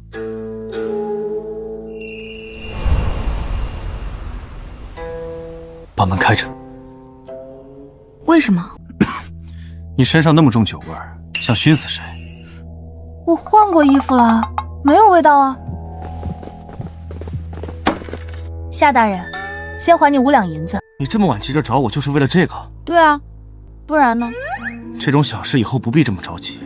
我还以为是仙女杀的案子，你有什么新想法？暂时还没有。大人，你不写个收帖给我吗？现在我只欠你42两了。走走走，赶紧走，把门关上。大人早点休息。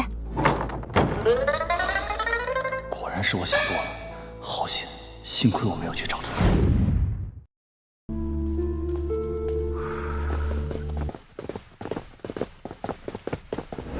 谢哥，你怎么还没休息啊？这么快？我就是去还钱啊，当然快啊。啊，就这？对啊，怎么了？无聊，浪费感情，睡觉。怎么都奇奇怪怪的？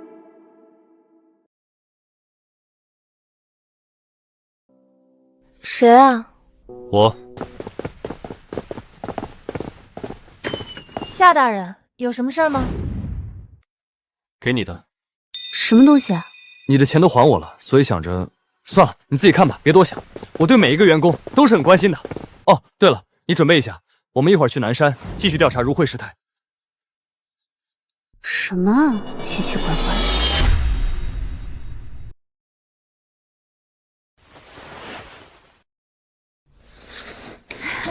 知道我没钱，还知道送化妆品，而且看着就不便宜。这个下卧有时候也是很好的嘛。天啊，这都是什么死亡色系？这是完全不懂化妆的男人让胭脂店老板配的冤大头套餐啊！哎，算了，总不能还回去打领导的脸，就当没发生吧。好在现在皮肤白，死亡色系应该勉强也能用吧。大人，就算如惠师太真是仙女杀的凶手，如果他金盆洗手了，咱总不能无限期盯下去吧？暂时我也想不到什么好的办法，时间太久远了，能查的线索早就没有了。大人，师父请你们过去，有事要告诉你们。既然师太这么直接爽快，我们若还躲在暗处偷偷摸摸，就小家子气了。走，去拜访一下。刚才躲得很好，一会儿要是打起来，动作麻利点，保护好自己。放心吧，大人，我肯定会躲好的。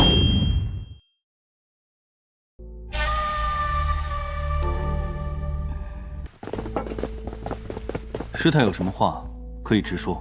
我想说的就是夏大人想知道的。万万没想到，我隐居在此这么多年，会暴露在这一个小小的伤疤上。你怎么知道我在找你？从我为陆姑娘用换命符开始，就知道自己躲不久，但没想到这么快。夏大人不愧是六扇门总捕，消息灵通，观察敏锐，心思缜密。不敢当，还是被师太发现了，或者说下官该称呼一声惠妃娘。已经很多年没有听人这么称呼我了，都快忘了自己还有这样一个身份。所以你就是当年从感业寺逃出来的惠妃？是我。那37年前你在何处？李奇镇。当年我一路北逃，到了李奇镇走投无路，一个好心的夫人收留了我，可是没多久她就死了，官府说是疾病，但我知道并不是。她丈夫在外面看上一个女人，又想霸占她带来的嫁妆，一不做二不休，就把她害死。夫人对我有恩，我不能看她枉死，但我不能暴露身份，也不能报官。所以你杀了她？我没有立刻杀她，我杀了她，我也走不了。而且恶心的不仅仅是她一个人。素念当时只有6岁，被赌博的爹卖了。虽然她只有6岁，但她遭遇的是你们都不曾想过的。当时我心中不平，恨死了那些男人。我觉得自己早晚被抓，不如大隐隐于市，把那些不配活着的男人都带走。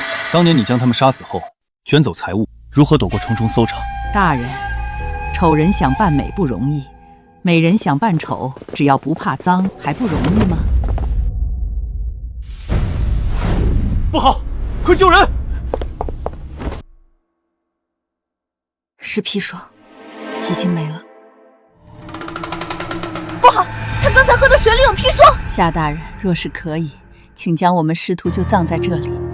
那些钱我早已散尽，命，如今命也可以还了。别难过，你和如姬师太做了那么多的好事，下辈子一定能过得很好，会有各种各样好吃的，漂漂亮亮的花裙子，还有很多好玩的。对了，我告诉你一个地方。你在跟谁说话？跟素念啊，告诉她不要那么难过，下辈子一定会很好很好的。你说的对，检查的怎么样？如慧师太左臂手肘关节有一点错位，曾经骨折过，但能进宫做妃子的都是千挑万选，不应该会要一个手臂骨折过的女子吧？能看出什么时候骨折的吗？不同阶段骨头生长速度不一样，年幼时骨折容易长好，年纪大了就很难完全长好，只有解剖才能确定。那能否看出她是否生育过？肉眼来看没有妊娠纹，但也不能确定。有些人就是不容易留痕迹，但如果解剖，可以从宫口形状判断是否生育过和大概生育年龄。仵作都对解剖情有独钟吗？大人，您是在怀疑如姬师太不是惠妃吗？这可是一桩37年的悬案，总感觉有些太顺利了。惠妃很年轻就进宫了，并未生育过，虽然逃出来以后可能生了，但还是想搞清楚。你怎么看？我不知道，但大人身为六扇门总捕头，您怀疑肯定是有道理的。好，那就解剖。你需要谁帮忙吗？随便都可以，只要帮我记录一下就好。好，我这就去给你找人。需要解剖尸体。解剖？不好，我感觉死去的记忆正在攻击我。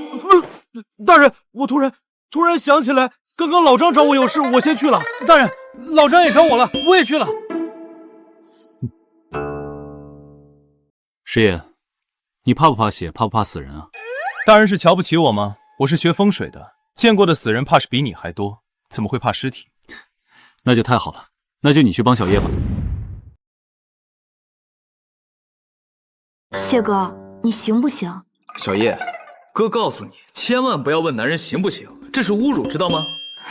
抱歉，我不是这个意思，就是担心会吓到你。吓到我？小叶，你是忘了哥是干什么的了？赶紧开始吧，林婶今天炖猪蹄，我还等着吃呢。好，那我开始。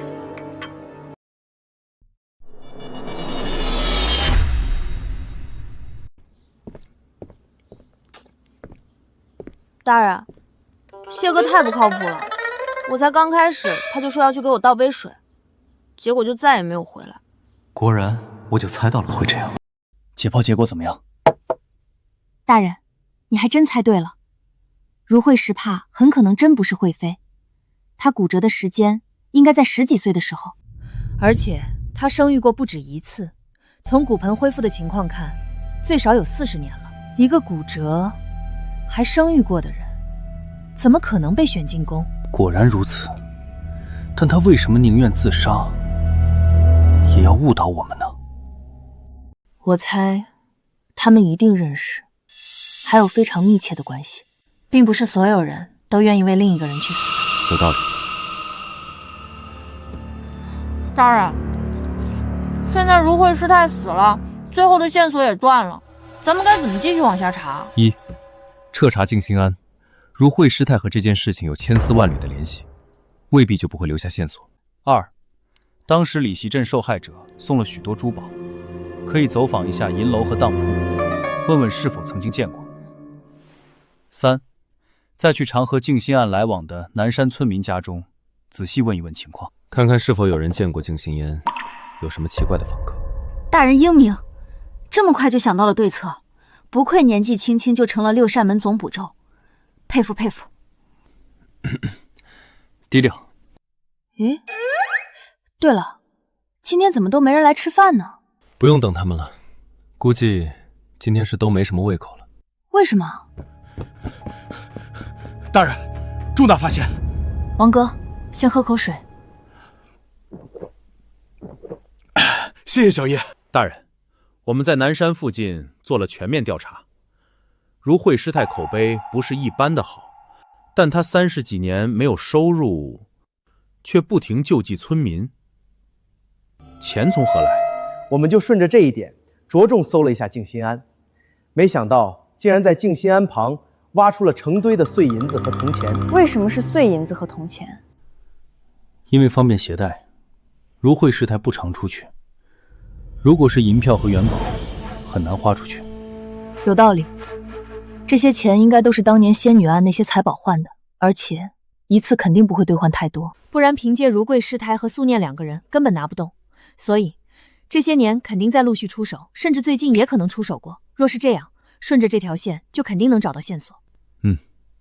我已让谢芷去查了。对了，我还打听到有一个女人曾经几次去找过如姬师太，可是她每次去如姬师太都不在。有没有看清那女人的长相？没有，那女人始终戴着能遮脸的帽子，而且最近一段时间还来过一次。不出意外，这个女人应该就是真正的惠妃，可是每次都没见到，这太奇怪了。难道是如慧师太在故意躲着她吗？为什么呢？大人，找到了！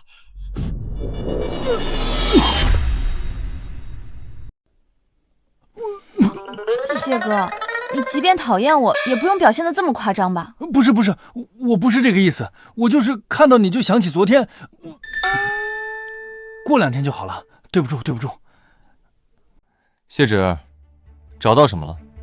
大人，找到2颗猫眼石，就是当年仙女案中的一件珍宝，是一个叫程耳的小混混，前段时间出手。程耳在哪？我打听了一下，这时间应该在青楼。王统，立刻去抓人。是。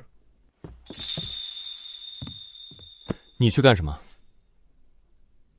抓人啊！我去给王哥帮忙。帮忙？你去给加油助威吗？也不是不行。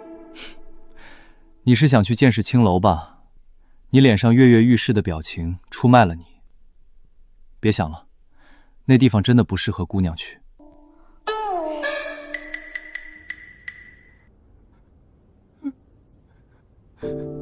大人冤枉啊！那2个石头不是我的，是我偷的。从哪儿偷的？就我家后面一户，姓王，叫王熙。那天晚上我回家，看见他门掩着，我想去提醒他关门。我刚走到门口，看见院子里有人。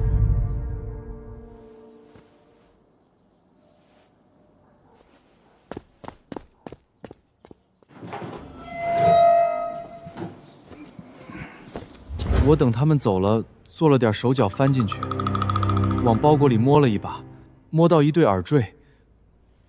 然后王熙回来了，我就跑了。还有呢？还是王熙，我钱花完了，又去他家转了转，找到一个翡翠镯子。好啊，和你做邻居真够倒霉的了。看起来王熙家里好东西不少。我亲眼见的，床底下一个箱子都是珠宝，我怕拿多了被发现，这才就拿了这一个。带路，去王熙家。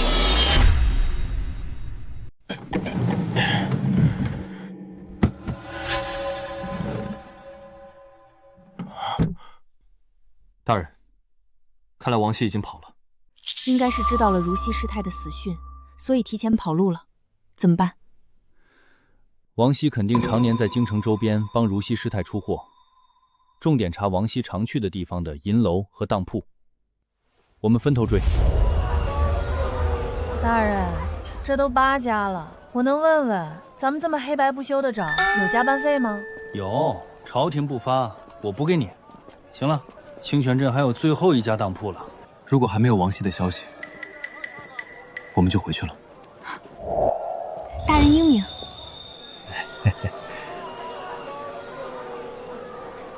大人，你吃过不放山楂的糖葫芦吗？不放山楂，那放什么？比如草莓啊、橘子啊、苹果啊、五花肉啊、大蚕蛹啊。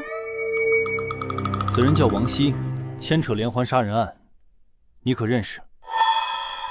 大人，这人今天白天刚刚来过。你确定？确定，就是上午，他来当了几件物品。可知他去了哪里？不知道，但我知道他今晚住在哪儿。住在哪里？就在双溪客栈。他不是今天不想走，而是明天一早要跟着商队走，说要往西域去。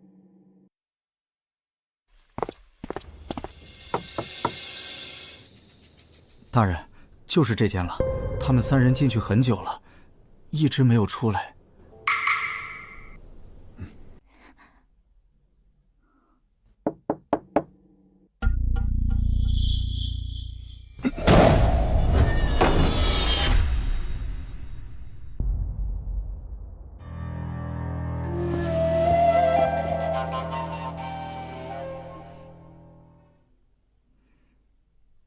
都死了，死亡时间在1个时辰以上，都是被扭断了脖子。凶手应该会功夫，而且指痕细长，应该是个女人。可恶，又晚了一步。啊！你今天下午可看见一个女子出入这个房间？有，他还问了我，这个房间住的是不是一家3口呢？长什么样子？什么口音？什么年纪？我不知道啊。他戴着帽子，那种整个把脸都遮着的帽子，帽子边上垂着纱，脸全罩住了。那口音呢？行刑呢？这么高吧，不胖不瘦，感觉非常普通，就是那种丢在大街上就找不到的普通人。声音总能听出年纪吧？低沉还是清亮？冷漠还是温和？温柔，而且年龄应该不大。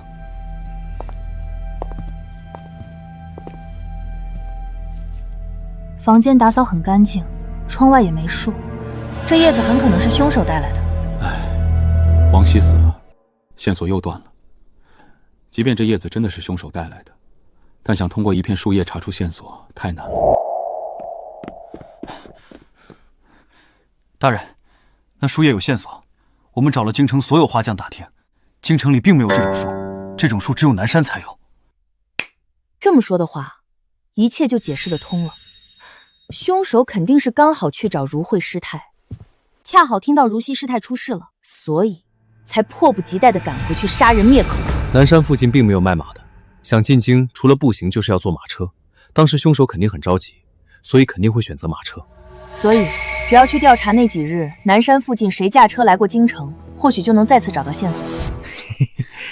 看看，这你一言我一语的，就是默契哈。哎呀，要不怎么说，简直是天生一对儿啊！王统、流沙，立刻去查。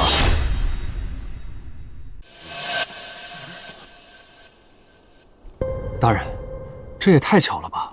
我们刚要查这些车夫，这人就出事故死了，哪有这么巧的事儿啊？绝对不是巧合。小叶，检查的怎么样？不是意外，是被人扭断脖子的。车当时的确翻了，但人摔出去并不致命，是后来被人扭断了脖子。这是什么？这是军中常用的绊马机关，惠妃周门之后肯定知道这东西。看来我们的猜测8、9不离10了，真正的惠妃可能真的还活着。下一步怎么办啊？线索又断了，这个凶手简直太狡猾了，总是快我们一步。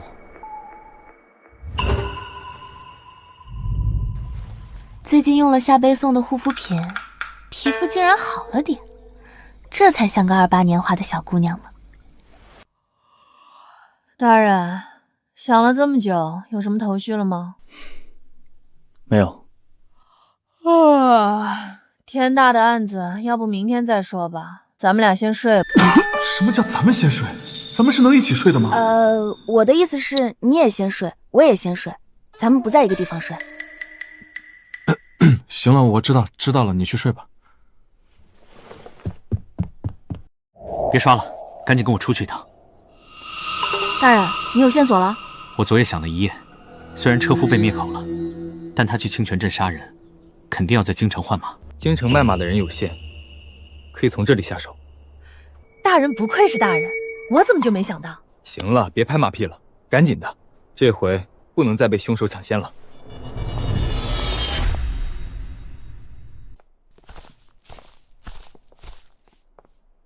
老詹，今天生意怎么样？还行，夏大人，那阵风把您吹来了。找你打听个事儿，前几天有没有一个女人来买马，很爽快，付了钱就走，一点都不讨价还价那种？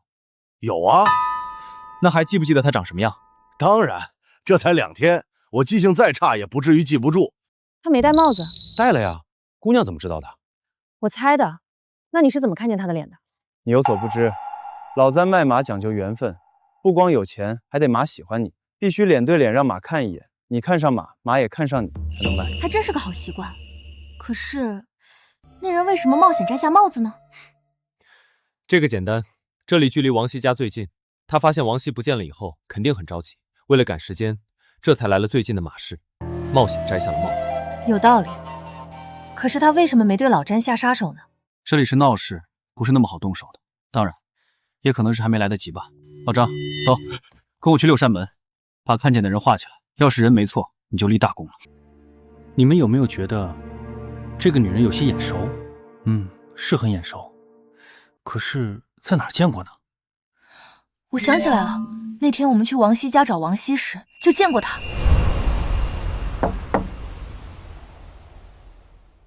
别敲了，人不在。这个王熙啊，隔3差5就会出门的，最近应该是去进货了。对，就是他。我们到处找凶手，没想到凶手竟然就在我们身边。可是这是个年轻女子啊，不可能是当年的惠妃，年龄完全对不上，和我们之前看的惠妃的画像也一点不像。也许是惠妃的女儿，或者有其他的关系。不管什么关系，只要把人抓到了，一切就都清楚了。走，立刻抓人。我儿媳妇出门去了，走了有4天了。她去一个叫静心庵的地方，每年都去，和庵堂里师太很熟。前几天听说师太过世了，跟我说要去时间长一点。你儿媳妇以前是京城人吗？是啊，从小父母双亡，她嫁过来以后，我家日子才过好了。可惜我儿子福伯死得早，也没留下一儿半女。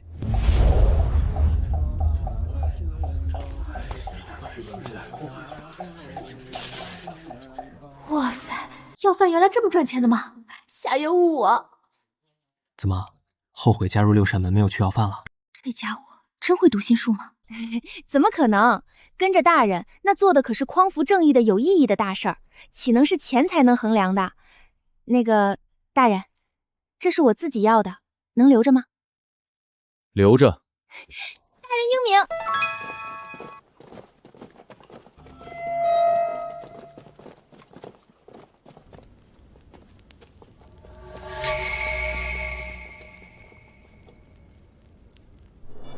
他果然来了。等等，来都来了，就让他上炷香吧。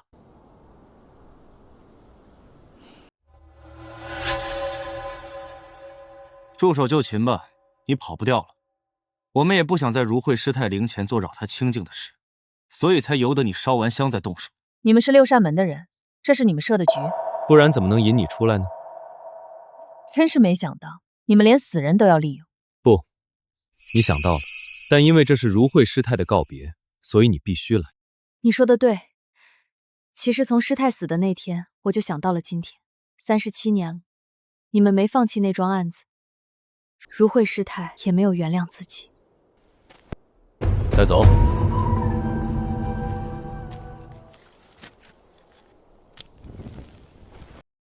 没想到37年前一别，我们真的再没有见过。惠妃娘娘，终于见面了。你就是六扇门总捕头夏月夏大人吧？我知道这几日你一直在南山找我。是，娘娘躲得好，让在下好找。躲得虽好，还是被找到了。不过我真的很想知道，你们是怎么知道我的存在的？客栈掌柜断定找王熙的是中年人，而我在现场又找到了白发，3个受害者又同时病命，所以我猜测凶手可能不止一人。老了，真的老了。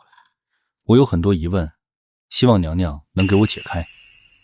夏大人，我有一事相求。如慧这37年没有一日不在忏悔，她救的人远比当年伤的人多。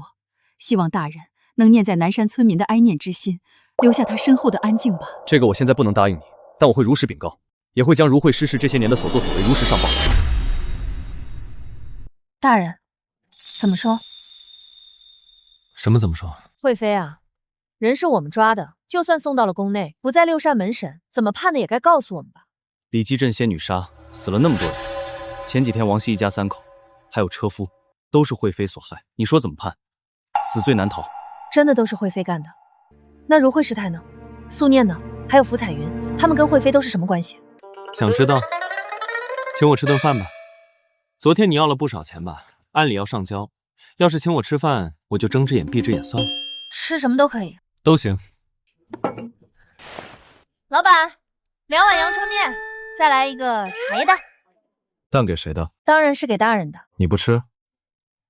我不吃，我回去吃。仙女杀的命案确实是惠妃做的。快说快说。她本有机会离开皇宫，可家中怕事不敢出头，她心中怨恨，从尼姑庵出逃。一方面是不要被禁锢，另一方面也存了报复家中的意思。惠妃逃出去后东躲先藏，一直到李启镇被于香怡收留。于香怡就是如慧师太，之前如慧临死前说的那些。什么意思啊？惠妃在于家住了一段时间后，于家出了事，于香怡的丈夫赌博输了钱，把于香怡和她女儿都卖给了青楼。畜生，这还是人吗？惠妃自然不能看着恩人受难去救人，但去的时候，于香怡母女已受了些罪。惠妃将人救出后，实在咽不下这口气，就设了仙女杀的局，把当时参与的人都骗到郊外杀死。大人，我能说杀得好？于香怡认为惠妃是为她杀人，心中无比愧疚，便要替她揽下这事。他们年纪相仿，长得也有3分像。于香怡在手上一模一样弄出伤痕，告诉惠妃：“你是替我杀的人，以后我就是你。”然后如慧师太就来了南山。于香怡在南山住下了，用如慧师太的名字行善积福。素念就是她的女儿，她铁了心不见惠妃，所以惠妃来了几次都没见她。那福彩云呢？福彩云是惠妃收养的孤女，从小教她武艺，她也学到了惠妃一样的狠戾性格。如慧为保护惠妃自杀，惠妃不知内情，怀疑一直替如慧换钱的王熙因财杀人，正好王熙跑了，惠妃更确定自己猜测去杀了王熙。那个福彩云很讲义气，知道惠妃一定会去拜祭如慧，所以先一步来了，希望能引开我们注意力，只是没成功。大人，如果有一天我被大官看中，要逼良为娼，我抵死不从，他又是你上司命令你抓我，你会助纣为虐，为虎作伥吗？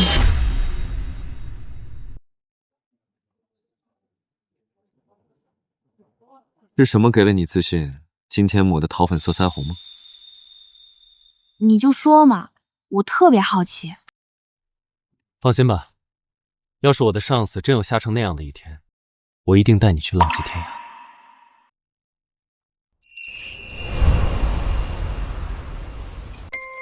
仙女杀案件，大家都辛苦了，这是皇上赏赐的100两，论功行赏，1人1个，剩下的其他捕快按劳分配。谢谢大人，大人英明。咱们大人本就英明神武，现在有了小叶，简直如虎添翼，这赏金拿到手软啊！谢谢大人。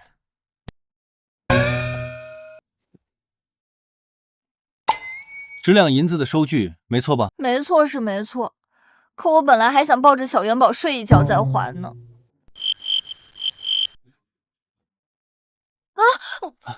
怎么了？这是出什么事儿了？没事儿，腿麻了。大人，那10两银子我能不能先不还你？我想重新计划一下，添置些东西。不过你放心，这笔钱我一定会尽快还的。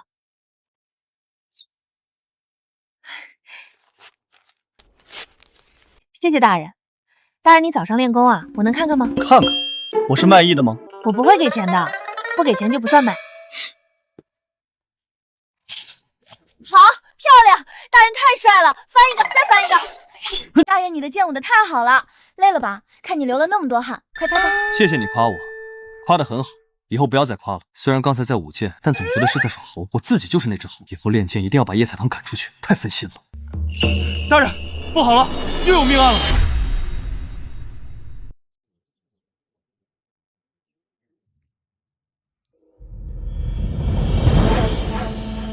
这里就是第1现场，2人同时在这里被杀，1人当场死亡，另1人重伤后挣扎爬出去求救，在院子里体力不支死亡。大人，院子里找到1把刀，这把刀和女死者伤口吻合，和男死者伤口不吻合。男死者伤口短且宽，应该是较短刀刃较宽的刀，而且2人伤口深浅也不一样。女死者伤口较深，男死者伤口较浅，所以他才能挣扎爬出去求救。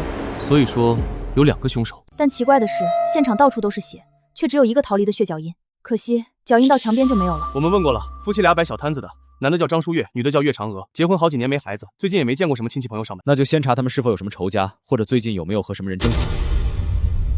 大人，我们从岳产阁母亲那里得知，说张书月以前是唱戏的，戏班子里有个唱旦角的萧月娘，跟张书月不清不楚。萧月娘跟戏班子里敲锣的吴道陵成了亲，但张书月还常去听戏，他母亲怀疑肯定是吴道威撞破了2人的奸情，怒而杀人。不过我们去查了一下，吴道威并没有作案时间，所以线索又断了。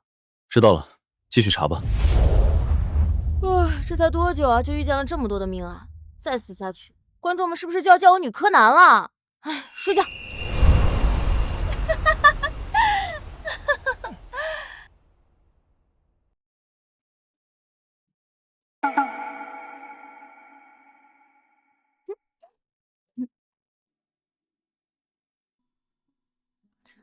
大人，您找我啊？换身衣服，带你去见见世面。见世面？见世面还要换男装？我们要去青楼吗？是不是查到张书月在外面生活不检点？不过现在是不是有点早？青楼开门了吗？你就那么想去青楼？一个姑娘家，怎么对那种地方那么感兴趣？那不是好奇吗？大人去过吗？自然去过，不过我是办案，进去调查情况，不是去玩乐。大人，咱们为什么突然要去青楼啊？岳嫦娥有个老相好叫苏青，她告诉我，张书月有个同乡叫涂继仁，2人非常要好，但在过年的时候，2人却突然大打出手。原因呢？应该也是张书月怀疑2人有一腿，涂继仁在望春乡当打手，那日鼻青脸肿回来抱怨，恰好被望春乡的姑娘听到，又告诉了苏青。这个岳长河生活还真是多姿多彩。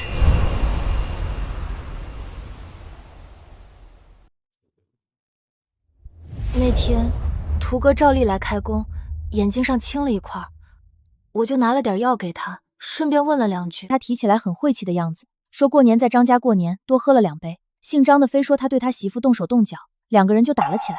后来涂继仁有没有再提过张书月？特别是这几天。没有，至少我从没再听他提起过。估计那次闹得太僵了吧。这个涂继仁平日里风评如何？好女色吗？会不会对姑娘们动手动脚？没有，涂哥不是那样的人，他一直都挺同情楼姐妹的，从不做趁人之危占姑娘便宜的事儿。少爷，你真的有客人，我真的没有骗您，真的是有贵客，真的不能打扰。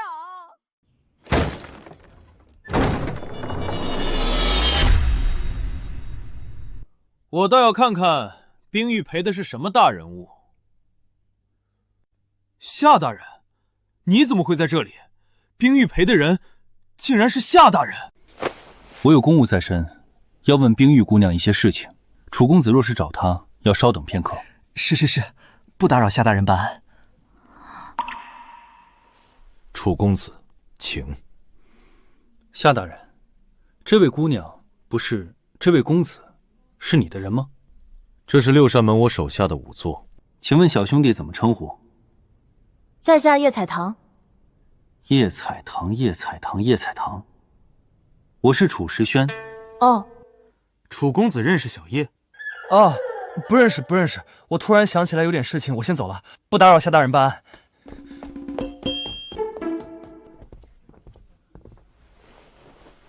你认识楚时轩？不认识啊。我在京城认识的公子哥，除了你就是谢芷了，再没第3个。我看你的表情也不像认识的，但他显然认识你。这倒是。这个楚时轩是什么人？楚时轩是刑部侍郎家的公子，本人无心功名，如今在礼部任善部郎中，掌祭器、圣斗、酒膳及藏兵等事。我连礼部在哪里，门朝哪边开都不知道，他大概是认错人了吧。楚时轩虽不是恶人，但名声也不好，是个有名的花花公子。你若是下次遇见他，能躲就躲，若是他找你麻烦，你就来告诉我。好。大人，涂继仁来了。大人，我的确对张书月不满，张书月根本就配不上嫦娥，但他又不愿意放手，还威胁他，要是敢离开，就杀了嫦娥的爹妈。你喜欢岳嫦娥，但岳嫦娥已经成亲，只能偷偷摸摸。被张书月发现后，他对你大打出手，一定也会对岳嫦娥动手，所以你怀恨在心，杀了他。大人，你说什么？有人杀了张书月？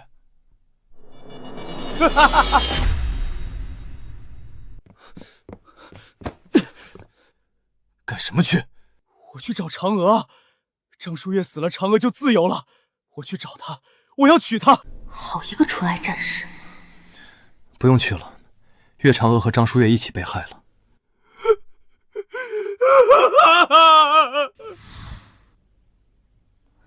唉，涂继仁不是凶手，线索一下子又断了。大人，接下来我们怎么做？若是大人真的束手无策，明日选个时辰试一试我的办法。算一卦，问问天。不必了，我觉得还可以再挣扎一下。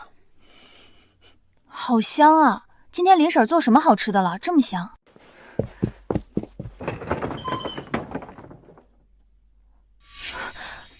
叶姑娘，快看，我给你们带了些吃的。昨日打扰了夏大人办案，回去左思右想，十分愧疚。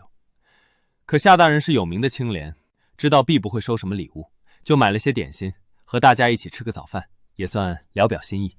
楚公子客气了，请。小叶来坐吧，不要辜负楚大人一番心意。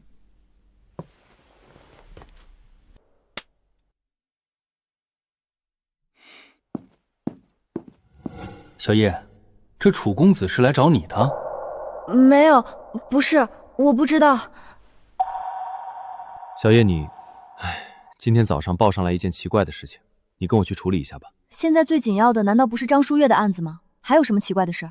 你还记得张书月待过的戏班吗？昨天午夜有人来报案，说是当天晚上他们演了一出包公神鬼的戏，结果当晚那演包公的人就看见有一身血衣的鬼跪在台子底下，他当时就吓疯了，但硬着头皮问台下所跪之人有何冤屈。那冤鬼说有何冤屈？他说他是村中一人的媳妇，成亲没多久就病死了，后事也办了。可他说自己不是病死的，是被相公害死的。此事不宜宣扬，他们本想先偷偷摸摸查一查，但以下葬之人，主人家怎么可能允许挖出？事情可能有些危险，你愿意去吗？谁知道楚世轩中午还会不会来送饭？来了是赶出去啊，是赶出去啊！我还是见鬼去吧！愿意，愿意，我愿意。大人，大人，救命啊！我真受不了了，我真的要疯了！起来，仔细说说吧。就昨夜，我睡到半夜，模模糊糊感觉有人在外面喊我，我就起了身。当时好像被什么控制了一样，黑灯瞎火的就到了戏台子上坐了下来。然后我看见台下跪着一个女人，一身白衣服，特别瘦，风一吹就要飘走一样，一脸都是血。当时你不害怕吗？害怕呀，我都快吓死了，但也不知怎么的站不起来，就跟被人按在椅子上一样，身上很重。他跟你说了什么？他说他叫于艳喜，是村东头一户叫李仁寻家的儿媳妇，她被丈夫打死了，对外说是病死的。他说他死的冤，让我给他伸冤。然后我就醒了，猛地坐起来，发现自己躺在床上。刚才那一幕好像是做梦一样，可梦中那个女鬼的脸，她的名字我记得清清楚楚。我心道不能这么邪门吧，就偷偷去打听了一下，没想到还真有这户人家，姓名一字不差。那家新过门的儿媳妇果然是半个月前得疾病死的，为了安抚，他家还给了娘家不少钱。后来呢？后来我就旁敲侧击去问，差一点被他们打出来。我总不能去把坟挖开吧？谁知道小胡第二天晚上又看见了那个女鬼。第二天那女鬼又来了，还是那几句话：青天大老爷，我冤枉啊！我是李仁寻家的儿媳妇，被他儿子打死了。那天晚上我一直守在他屋子里，亲眼看着他从床上爬起来，跟游魂似的出了门，到了戏台上，坐在太师椅上看着下面，然后周围突然刮起阵阵阴风，我小声喊他，他也听不见。他对着空气说了一通话，又跟游魂似的回了房间继续睡觉。这个冤案没解决，也就是说，今天晚上他还会来找你，对不对？你在看见他的时候问仔细点，问问她丈夫为什么要打她，他们家都是怎么商量的，他爹妈是不是起过疑心，提出过异议啊？我记住了，今天晚上再遇到来申冤的于艳喜，把这些话仔仔细细问他，只要有个确凿的证据，我们就有理由开棺验尸。我真睡不着，谁能在这么多人眼皮子底下睡着？我几天没干什么体力活，就在房间睡觉发呆，现在一点儿也不困。要帮忙吗？睡不着不碍事，可以把你打昏，理论上效果是一样的。不用，我睡。哎，这样不行啊！你说，如果我在脑门上画个月牙，能见着冤魂吗？小叶，跟我出来一下。星星真美，是挺美的，不过你更美。我是说你的胆子。虽然胡小波的话未必是真的，但民间规矩总有原因，万一是真的呢？你就真不怕？那大人说该怎么办？如果于艳喜知道更多内情，应该早就说出来了。如果不知道，就凭这一点消息，肯定没法开棺。很简单，既然闹鬼，就一起闹。什么意思？你不怕鬼，但总有心虚的人会怕鬼。你的意思是，装神弄鬼，去吓唬李家人？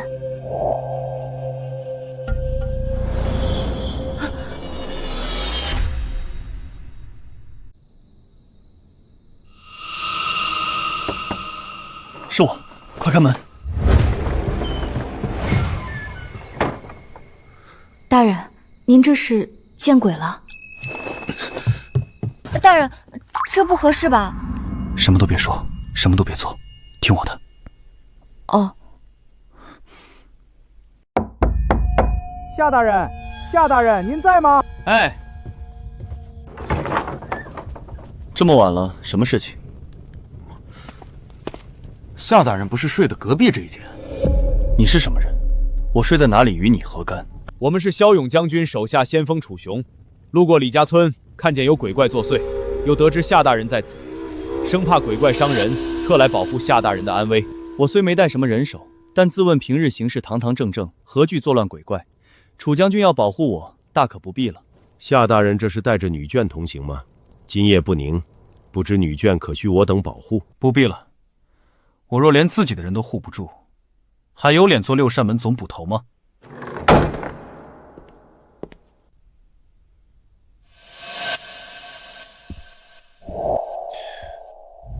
小叶啊，你不害怕我吗？你为什么不害怕呢？大人，你要干什么？你不要过来，不然我要叫人了！好了，流程走完了，大人你赶紧说，出什么事儿了？我刚才去李仁寻他们家，阴森森的飘了一会儿，李家人一个个闪闪躲躲、畏畏缩缩，看见我又是磕头又是求饶的，若非心虚，何至如此？后来呢？回来的路上碰到了楚时景。楚时景是楚时轩的大哥，是圣上亲封的骁勇将军。他是来找我麻烦的？他以为我勾引了他弟弟，然后来找我算账？